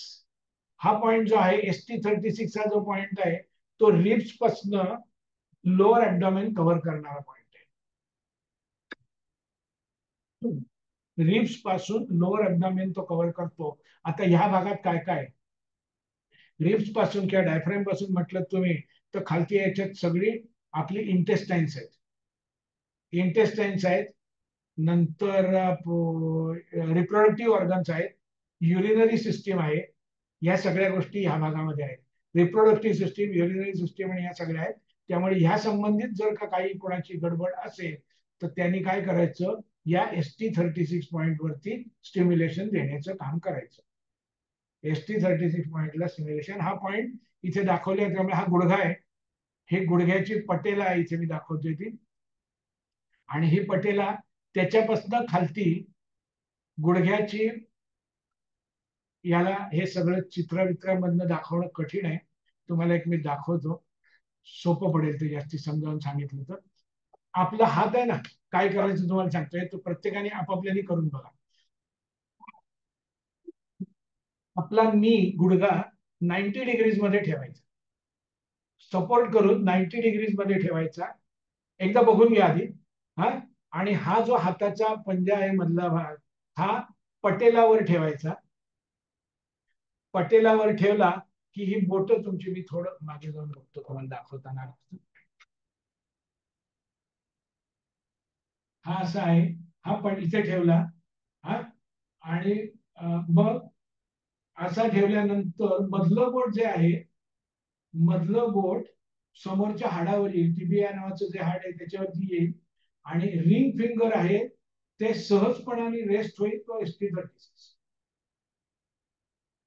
बाहेरच्या साईडला, आउटर साईडला सहजपणाने रेस्ट होईल. तो ST36 चा पॉइंट आहे. गुडघ्याच्या खालती, गुडघा संपल्यानंतर लगेच जो खड्डा लागतो, हाताला तुम्ही वर्ण खालती फिरवला तर लगेच जो खड्डा लागतो त्या ठिकाणी ST36 चा पॉइंट आहे. आणि हा सगळ्या पोटाच्या लोअर अब्डॉमेनच्या सगळ्या गोष्टींसाठी उपयोगी पडेल. ओके, आपल्या आयुर्वेदात असं म्हटलेलं आहे की ज्याचं पोट साफ त्याचं सगळं साफ असतं. त्यामुळे हा पॉइंट लोअर ऍब्डोमेन वरती, म्हणजे डायजेस्टिव्ह सिस्टीमच्या बाहेर नंतर शेवटच्या भागासाठी काम करतो. त्यामुळे पोट साफ होणं, डिसेंट्री, डायरिया, कॉन्स्टिपेशन वगैरे वगैरे सगळ्या गोष्टींसाठी हा उपयोगी पडणारा पॉइंट आहे. या गोष्टी, या पॉइंटचं जो नाव आहे ST36. ST म्हणजे स्टमक, त्याचा अर्थ डायजेशनची सुरुवात स्टमक पासूनच होते. हा, आणि 36 च महत्व तुम्हाला माहिती असेल. 36 या आकड्याचं महत्व काय? 36 या आकड्याचं दोन महत्व आहेत. एक म्हणजे 36 चा आकडा म्हणजे भांडण, दोघं एकमेकांच्या पाठीला पाठ लावून बसणार, एकमेकांकडे बघणार पण नाही. 36 चा आकडा. आणि दुसरं 36 चं महत्व आहे, पत्रिकेचे 36 गुण जुळतात म्हणजे 100% जुळत. त्यामुळे हा ST36 हा पॉइंट आरोग्याशी 36 गुण जुळवून देतो आणि सर्व रोगांची 36 चा आकडा घेतो. सर्व रोगांशी 36 चा आकडा घेतो आणि आरोग्याशी 36 गुण मिळवून देतो. 10चा दुसरा पॉइंट. तिसरा पॉइंट पुन्हा शेअर करतो पुढचा. सॉरी, 3 झाले हा पॉइंट.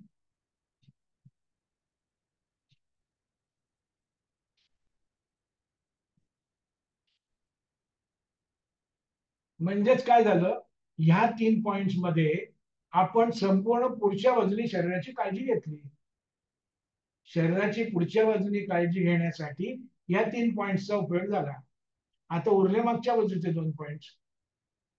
आता हा जो पॉइंट आहे LU7 नंबर नाव दिलेलं त्याला जो पॉइंट आहे, तो पॉइंट डोक्याच्या मागच्या बाजूपासून रिब्स पर्यंत काम करतो. अप्पर बॅक आणि back side of head, upper back आणि बॅक साइड ऑफ हेड काम करणारा हा जो पॉइंट आहे.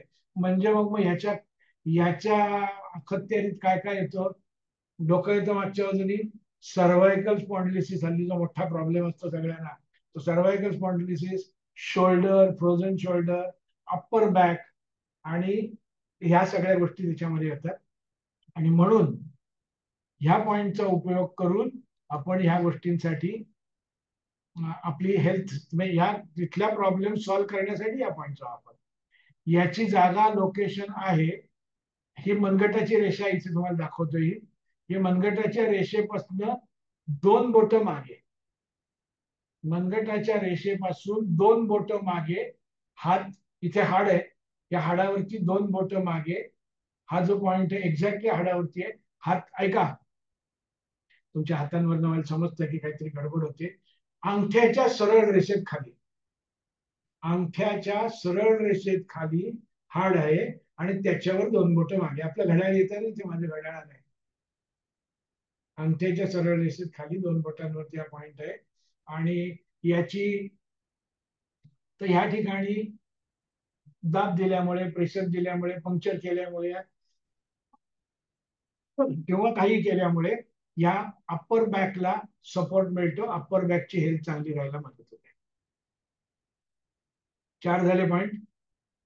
हे पहिले जे 3 पॉइंट्स आहेत ना, LI4, P6, ST36, या 3 पॉइंट्सना मी असं म्हणतो की हे म्हणजे वामनाप्रमाणे 3 पावलांमध्ये सगळी पृथ्वी काबी केली आणि बळीराजाला खाली ढकलून दिलं पाताळात. तसं सगळ्या पुढच्या बाजूच्या आजारांना 3 पावलांमध्ये खाली ढकलून देतो. आणि हे जे मागचे पॉइंट आहे LU7 आणि नंतरचा UB40, हा UB40 जो पॉइंट आहे तो रिब्स पासन सीट म्हणजे संपूर्ण सीट पण कव्हर करतो. लोअर बॅक आणि सीट हे कव्हर करणारा जो पॉइंट आहे तो UB40 नावाचा पॉइंट आहे. म्हणजे कशासाठी गरज आहे? मुख्यत्वे कमरेची दुखणी, स्लिप डिस्क, सायटिका, कमरेची दुखणी वगैरे वगैरे वगैरे सगळ्यांसाठी म्हणून ह्या पॉइंटचा उपयोग होतो. तर हा UB40 हा पॉइंट आहे, हा गुडघ्याच्या मागे बरोबर मध्यावरती आहे. गुडघ्याच्या मागच्या साईडला बरोबर मध्यावर असणारा हा पॉइंट आहे UB40. हा, त्यामुळे आता हे जे पॉइंट 2 पॉइंट झाले, हे कसे झाले? हे अगस्त्य ऋषीप्रमाणे झाले. 2 अश्मनामध्ये सगळा समुद्र गिळून टाकला, आता काय करू बोला. तसे 2 पॉइंट झाले. तर ह्या 5 पॉइंट मध्ये आपल्या संपूर्ण शरीराची इंटरनल ऑर्गन्स जिथे जिथे आहेत त्या सगळ्यांची हेल्थ मेंटेन करायला मदत होते. म्हणून ज्यांना कोणाला काही नाहीये, आहे ती हेल्थ आपल्याला मेंटेन करायची, त्याच्यासाठी आपल्याला काय करायचं? त्याच्यासाठी ह्या 5 पॉइंटला, हे पॉइंट जे आता तुम्हाला दाखवले ना, हे सगळे पॉइंट डाव्या बाजूला आहेत तसेच उजव्या बाजूला. जसे डाव्या बाजूला तसेच उजव्या बाजूला पण आहेत. त्यामुळे इकडचे 5 पॉइंट आणि इकडचे 5 पॉइंट दोन्ही मिळून झाले किती तुमच्या जवळ? 20 पॉइंट. 5 आणि 5 10 पॉइंट झाले. प्रत्येक पॉइंटला 2-2 मिनिटं. किती झाली? 20 मिनिटं झाली. म्हणजेच 20 मिनिटाची ट्रीटमेंट घ्यायची. बरं, ही ट्रीटमेंट घेताना मुद्दाम काही करायला नको. टीव्ही बघतोय, सिरियल बघतोय, काय करत असताना केलं तरी पण चालेल हो. ती प्राणशक्ती आहे, ती आतमधली हलून तिचं काम करणारच आहे. तेही अशी 20 मिनिटाची ट्रीटमेंट झाली. दुसरी गोष्ट, आपल्या भारतीय तंत्रज्ञान पण मी याच्यात नेहमी आणत असतो. पुढचा प्रश्न येतो सगळ्यांचा, किती वेळा करायचं? 20 मिनिटं एकदा 20 मिनिटं ठीक आहे, किती वेळा करायचं? याच्या बाबतीतलं माझं सगळ्यांना सांगणं असतं की हे आपण देतोय, काय म्हणतो ना, दाब देतो, पंक्चर करतो, जे काही करतो ते करतो म्हणजे काय करतो? तर त्या आतल्या आपल्या प्राणशक्तीला आपण हलवतो. बरोबर आहे? हा, आपण जेवतो किती वेळा दिवसामध्ये? जेवण खाण असतं ते दिवसात किती वेळा? 2दा, 3दा, 4दा खातो. बरोबर? आता 2दा, 3दा, 4दा खातो, याच्यामध्ये आपण वेळ ठेवतो. कशासाठी वेळ द्यायची असते? ती वेळ कशासाठी द्यायची असते की जे अन्न पोटात गेलं त्याचं डायजेशन होऊन त्यातली जी काय आपल्या शरीराला हवी असणारी गोष्टी आहेत ते शरीराने काढून घेईल, त्याला तेवढा वेळ द्यायला हवा. बरोबर? म्हणजेच काय की हे जे काय आपण प्रेशर देणं वगैरे जे काय करणार ना, ते म्हणजे आपण आपल्या प्राणशक्तीला फिडिंग करतोय. मग तिला फिडिंग करायचं तर तिला वापरायला चान्स दिला पाहिजे त्यांना रिपेअरिंग करण्यासाठी. त्यामुळे दिवसातून 3 वेळा करायचं, दिवसातून 4 वेळा करा. परंतु दिवसातून, आता पुढचा लोकांचा प्रश्न मला माहिती आहे, मग दिवसातून 3 वेळा मग कोणत्या वेळेला?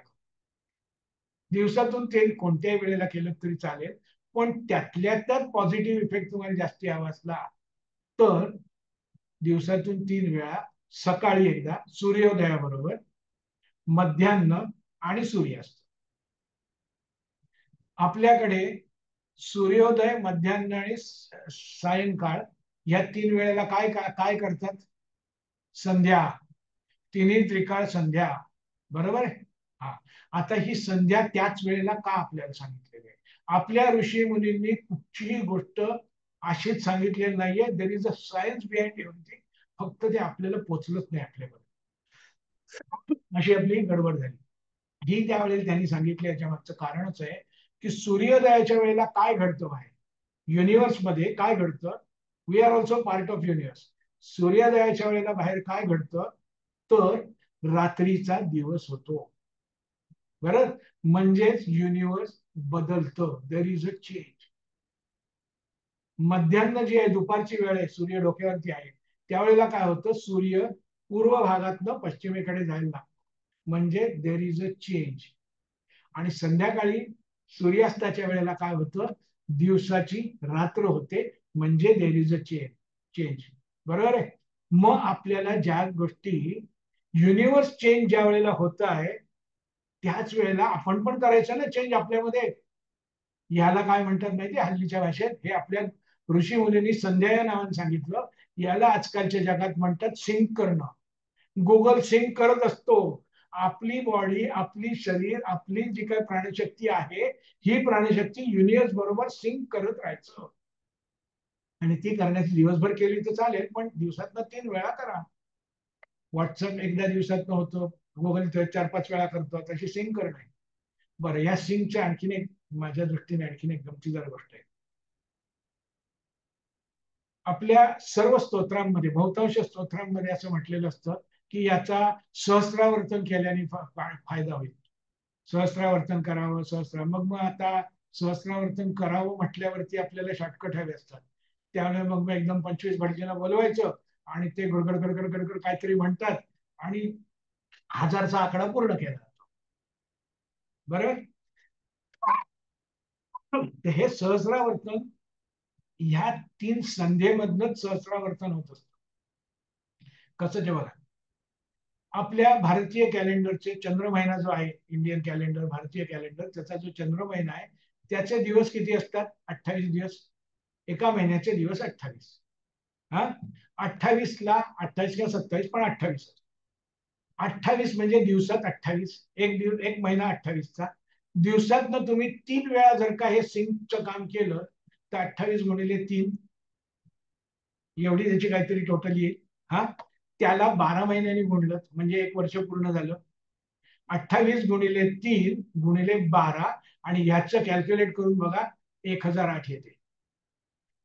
सहस्रावर्तन 1008 येते, ती ह्याच्या मल्टिप्लिकेशन येते. म्हणजेच काय, ज्या वेळेला आपण आपली साधना, कोणतीही साधना करा, ॲक्युप्रेशर नाही संबंध, जे काय तुम्हाला करायचं आहे ते तुम्ही जर का ह्या प्रकाराने केलं तर एका वर्षभरात तुमचं सहस्रावर्तन तुम्ही स्वतः केलेलं असेल आणि त्याचा गुण तुम्हाला नक्की दिसेल, कारण तुम्ही युनिव्हर्स बरोबर सिंक केलेलं आहे. तुम्हाला हे कोणत्या तरी भटजीने येऊन 5-25 हजार रुपये घेतले आणि काहीतरी करून निघून गेले, तसं नाहीये. हे तुमच्यामधला चेंजेस आहे. तर ही अशा प्रकाराने या सगळ्या याच्यातली माझ्या म्हणतो आपल्या रोजच्या, त्याच्यामुळे हे जे काही शास्त्र सगळं आहे, ॲक्युपंक्चर, ॲक्युप्रेशर म्हणा, ॲक्युसायन्स म्हणा, जे काय म्हणायचं ते त्याला, हे सगळं शास्त्र मुद्दाम जाऊन करण्याचं नाहीये. मुद्दाम ट्रीटमेंटला जाण्याच्या पूर्वी आपलं आपण काहीतरी करू शकतो, हे प्रत्येक घरापर्यंत पोहोचवणं, हे माझी इच्छा होती आणि त्या दृष्टीने मी आतापर्यंत आणि नेहमीच काम करत आलेलो आहे त्या सगळ्या ह्याच्यासाठी. याच्या जोडीला एक गोष्ट आणखीन तुम्हाला सांगतो मी, एक पॉइंट आणखीन सांगतो, तो खूप महत्वाचा आहे. सगळ्या ह्याच्यामध्ये आपल्याला कोणत्या गोष्टीची गरज असते आपल्या हेल्थ मेंटेन करण्यासाठी? ह्या ध्यानी तर सगळ्या गोष्टी आपण आता आणल्या, आपल्या जागच्या जागी आणल्या असं म्हणूया. पण सगळ्यात आपल्याला गरज कोणत्या गोष्टीची असते, आणि ती गरज आपल्याला दाखवून दिली कोणी, तर त्या करोनाने. कोविडने करोनाने आपल्याला दाखवून दिलं काय की इम्युनिटी ये क्या चीज आहे. इम्युनिटी नावाची गोष्ट भाड्याने आणता येत नाही. इम्युनिटी नावाची गोष्ट औषधाने येऊ शकत नाही. औषधाने येऊ शकत नाही आणि त्याच्यामुळे ही इम्युनिटी जर का आपल्याला आणायची म्हणजेच काय तर आपली इम्युनिटी तयार कुठे होते आपल्या शरीरातच तर तयार होते ना. शरीरातच आपल्या व्हाईट सेल्स आहेत आणि जी काय सिस्टीम आहे इम्युन सिस्टीम तीच काम करते. मग हे जे काय काम करायचं काम आहे ती इम्युन सिस्टीम वाढवणारी किंवा त्याला रिएन्फोर्स करणारे जे पॉइंट आहेत तो पॉइंट इथे तुम्हाला दिसेल. मी लावूनच ठेवलाय तुम्हाला दिसण्यासाठी. हातात काय करायचं तुम्हाला सांगतो. हात अर्धा फोल्ड करायचा थोडासा फोल्ड करायचा आणि एल्बोला जी क्रीज येते त्या एंड ऑफ द क्रीज हा पॉइंट आहे. याचं नाव आहे LI11. नंबर नावाला काही नाही. हा पॉइंट शरीरातला एक उत्कृष्ट इम्युनिटी वाढवणारा पॉइंट आहे. हा शरीरातला एक उत्कृष्ट इम्युनिटी वाढवणारा पॉइंट आहे आणि हा पॉइंट वापरायला अतिशय सोपा आहे. कारण हा पॉइंट वापरायला सोपा आहे कारण करायचं काहीच नाही. हातावर हात ठेवायचा आणि दाबत बसायचं. हातावर हात ठेवायचा आणि दाबत बसायचं. लोक म्हणतात ना अरे काय हातावर हात ठेवून बसलायस. हातावर हात ठेवूनच बसायचं पण दाबत बसायचं. आपली इम्युनिटी वाढवायची. शरीरातला एक उत्कृष्ट वापरण्यासारखा सोपा. ताप जर का येतोय असं वाटलं फेवरिशनेस वाटायला लागला तर लगेच या पॉइंटला स्टिम्युलेशन द्यायला सुरुवात करा. तिथे तीळ चिकटवा आणि मग तिथे या गोष्टीने या प्रकाराने याच्यातला उपयोग होईल त्याचा. तर हे सगळ्या गोष्टी आहेत या वापरण्याच्या गोष्टी आहेत. आणि वापर शेवटी असं आहे ना केल्याने होत आहे रे आधी केल्याची पाहिजे आणि अनुभव नाही आला तर काही त्याला अर्थ नाही. जर का आपण काही वापरलं घेतलं त्याचा वापर करत जा आणि तुम्हाला सगळ्यांना याचा फायदा होईल. सगळ्याच लोकांना आतापर्यंत झालेला आहे तसाच तुम्हाला पण सगळ्यांना होईल याची मला खात्री आहे. आता कोणाला काही प्रश्न विचारायचे असतील तर विचारा. लोकांना भयंकर घाई लागलेली होती. मला ह्याच्यासाठी हवाय मला त्याच्यासाठी हवाय. कारण हो हो आपल्याला ना आता वेळ अगदीच कमी राहिलाय त्यामुळे आपल्याला जास्त प्रश्न घेता येणार नाहीत. पण तरी एखाद दोन प्रश्न जे ह्याच्यात आहेत ते अंजली तू हा. विचार. मला सांगायचं की मला पहिले धन्यवाद तुमचे हे करायचे त्याच्यासाठी की असं वाटायचं ॲक्युपंक्चर ॲक्युप्रेशर म्हणजे काय मॅजिक आहे कसं काय मॅजिकनी होतं पण तुम्ही सुरुवातीला ते सगळं समजावून सांगितलं की कशी प्राणशक्ती किंवा चितशक्ती ची शक्ती त्याचा ते स्टक झालेलं असतं आणि त्याचं ते म्हणजे त्याचा पाठीमागचं तुम्ही कारण सांगितलं आणि अगदी रोज उपयोगाला येतील असं इमर्जन्सीला उपयोग येतील असे ते 5 पॉईंट जे सांगितलेत ते सगळ्या रोजच्या आरोग्यासाठी इम्युनिटीसाठीचा पॉईंट त्याच्यानंतर इमर्जन्सीमध्ये अगदी कोणी मूर्छा येऊन पडलं तर त्याच्यासाठीचा पॉईंट तर खूप म्हणजे याचे आणि याचा हजारो लोकांना उपयोग झालेला आहे म्हणजे मॉडर्न मेडिसिनचं महत्त्व आहेच आहे ते इमर्जन्सी मेडिसिन आहे आणि त्याचं हे नाही पण वेळ प्रसंगी आपल्या हाती काही अशा आहेत थेरपी ऑल्टरनेटिव्ह थेरपी ज्याच्यामध्ये ॲक्युप्रेशर आणि ते आपण वापरू शकतो आणि ते आम्ही काय कशा प्रकारे वापरू शकतो ते तुम्ही खूप छान प्रकारे सांगितलं त्याच्याबद्दल धन्यवाद. आणि आता सायली म्हणते तसं आता खूप वेळ काही नाही आहे तर मला तुम्हाला विचारायचं आहे की तुम्हाला ग्रुपमध्ये ॲड केलं तर चालेल का तिथे लोक विचारतील प्रश्न कारण आपण इथल्या आता 1-2-3 मिनिटात आपलं मीटिंगची वेळ संपत येईल तर तुम्हाला ग्रुपमध्ये थोडा वेळ ॲड केलं तर चालेल का म्हणजे उद्याचा दिवस ग्रुपमध्ये राहील. कोणा हवेतले प्रश्न तर मी सांगेन. हां परंतु कसं आहे माहितीये का आता मी जे 2-4 काही प्रश्न वगैरे बघितले त्याच्यात असं दिसलं की ज्या आपल्या जुने आजार असतात ना त्याला या सगळ्या एक एक पॉईंटनी काही होत नसतं. त्यासाठी एक कम्प्लीट अप्रोच त्याकडे असायला लागतो. आताच कोणीतरी विचारलं होतं डायबिटीससाठी कोणता पॉईंट. त्यामुळे डायबिटीससाठी कोणता पॉईंट ह्या गोष्टी ठीक आहेत हो पण डायबिटीससाठी एक पॉईंट नाहीये. डायबिटीस म्हणजे काय मी नेहमी कोणालाही काही सांगतो ना त्यावेळेला असं वरवर काहीच सांगत नाही. डायबिटीस म्हणजे काय तर शरीरातल्या डायजेस्टिव्ह सिस्टीमची झालेली गडबड. मग आपल्या डायजेस्टिव्ह सिस्टीम ठीक करायचे. माझे अनेक स्टुडंट्स असे आहेत तुम्हाला पुन्हा सांगतो माझे अनेक स्टुडंट्स असे आहेत आपण जे आता पॉईंट बघितले ना हा LI4 बघितला हा आणि हा LI11 बघितला. ह्या 2 पॉइंट वरती लोक डायबिटीस बरे करतायत माझे स्टुडंट. ऍक्च्युली हे डायबिटीस साठीचे पॉइंट नाहीत तरी सुद्धा बरे करतायत. याच्या मागचं कारण आहे जो ट्रीटमेंट देतो त्याच्या मनात इच्छा आहे आणि ती त्याची इच्छाची त्याची प्राणशक्ती त्या समोरच्याच्या प्राणशक्तीला जाऊन पोचते आणि तिथे ती काम करते. त्यामुळे हे जे काही तुम्हाला 5 पॉईंट शिकवले ते 5 पॉईंट फुल शरीर कव्हर करतं, शरीरातले इंटरनल ऑर्गन्स कव्हर करतात आणि त्याच्यामुळे त्या सगळ्यामुळे ते एकूणच सगळी आपली हेल्थ चांगली राहण्यासाठी मदत होते. माझा नंबर इथे स्क्रीनवरती तुम्हाला दिसत असेलच. हा हो नंबर हो सेव्ह करून ठेवा आणि हो मला व्हॉट्सअपवरनं मेसेज केलात तरी चालेल. माझ्या हो सवडीनुसार मी उत्तरं देईन त्याच्याबद्दल. आणि पहिली गोष्ट, मला कोणीही फोन केल्यानंतर मला समजून घ्यायचं तुमचा प्रॉब्लेम काय आहे. हं. नुसतं अमक्याला अमुक असं देत नाही. आता एकाने एक मेसेज टाकला होता की अॅक्युप्रेशर प्रथमोपचार हे पुस्तक कुठे मिळेल काय. या पुस्तकाची पीडीएफ मी अंजलीताईंच्या व्हॉट्सअपवरती पाठवतो, ते सगळ्यांना चालेल. पाठवून देतील ती. हं. आणि म्हटलं तसं की ती जी सीड्सची जी एक लिंक आहे अमेझॉन US वरची, ती सीडची लिंक पाठवतो.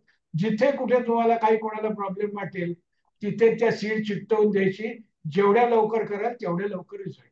आणि त्या सीडची किंमत काय नाही, 600 सीड्स त्याची जी टेप्स मिळतात त्याची किंमत आहे काहीतरी US मधली काहीतरी $7 वगैरे अशी काहीतरी फक्त किंमत आहे. It's not at all costly. त्याच्या मागची समज महत्वाची आहे, काय करतोय आपण ते. ओके. खूपच तर छान. खूप खूप धन्यवाद. तुम्ही अगदी छोट्या म्हणजे सिंपल गोष्टी जे सगळेजण घर बसल्या करू शकतात ह्याच्याविषयी माहिती सांगितली आणि तुमच्या पुस्तकाविषयी पण लोक विचारतायत की ते कुठे मिळेल, तर ते ऑनलाईन मिळू शकेल का? माझी पुस्तकं कुठेही विक्रीला नाही, ती माझ्याकडेच असतात. कारण ते सगळं विकायचा मी प्रयत्न केला, ते धंदा हा मला जमत नाही. मला रिसर्चचं काम आहे, माझी आवड द्यायची म्हणली त्यामुळे ती नाही. परंतु पुस्तकं माझी जी आहेत, हे पुस्तक मी तुम्हाला पाठवेन. हं. माझे अनेक आवडते विषय त्यांच्याकडचं पण थालपीठ. हा, ते पुस्तक ते पीडीएफ काका पाठवणार आहेत पीडीएफ मला, मी पाठवणार, ते ग्रुपवर पुस्तक शेअर पीडीएफ करेन. पाठवतोय. हा. ओके. माझा आणखीन एक आवडता विषय आहे, तो म्हणजे डॉक्टर बाग फ्लॉवर रेमेडी. हं. हं. डॉक्टर बाग फ्लॉवर रेमेडी जी मनातल्या गोष्टींवरती, पर्सनॅलिटीवरती काम करणारी औषध आहे. त्याच्याबद्दल तुम्हाला कधी ज्यावेळेला जमेल त्यावेळेला एखादं लेक्चर जर का. हो हो, नक्की. शुअर जरूर. शुअर. हो, नक्की नक्की आवडेल एक आम्हाला. विषय आहेत माझ्याकडे, डॉक्टर बाग फ्लॉवर रेमेडी आहे, हँडरायटिंग डॉक्टर अनालिसिस आहे, कसाले सोपं साधं सोपं अशाच पद्धतीने सोपं करून आणलेलं. अनेक विषय आहेत, ॲज अँड व्हेन तुमच्या याच्यात कसं बसत असेल त्याप्रमाणे. पण थँक्यू व्हेरी मच. मी श्रीकांत सरांना खूप धन्यवाद देईन. आणि श्रीकांत सरांना माझा रेफरन्स दिला ते माझे स्टुडंटच आहेत, सोपान शिंदे. सध्या ते मला वाटतं शिकागोला किंवा या साईडला कुठेतरी आहेत. तर त्यांनी श्रीकांत सरांना माझा नंबर दिला आणि त्यांच्या मार्फत हे जुळून आलं. शेवटी बोलणारा मी नाही, ऐकणारे तुम्ही नाहीत. बोलणारा ऐकणारा तोच आहे. त्यांनीच ऐकलं, त्यांनी समजून घेतलं. हरिओम. हरिओम. आणि पुन्हा हरिओम. भेटूयात. सगळ्यांना धन्यवाद. पुन्हा भेटूयात पुढच्या रविवारी नेहमीप्रमाणे याच वेळी. सायली ते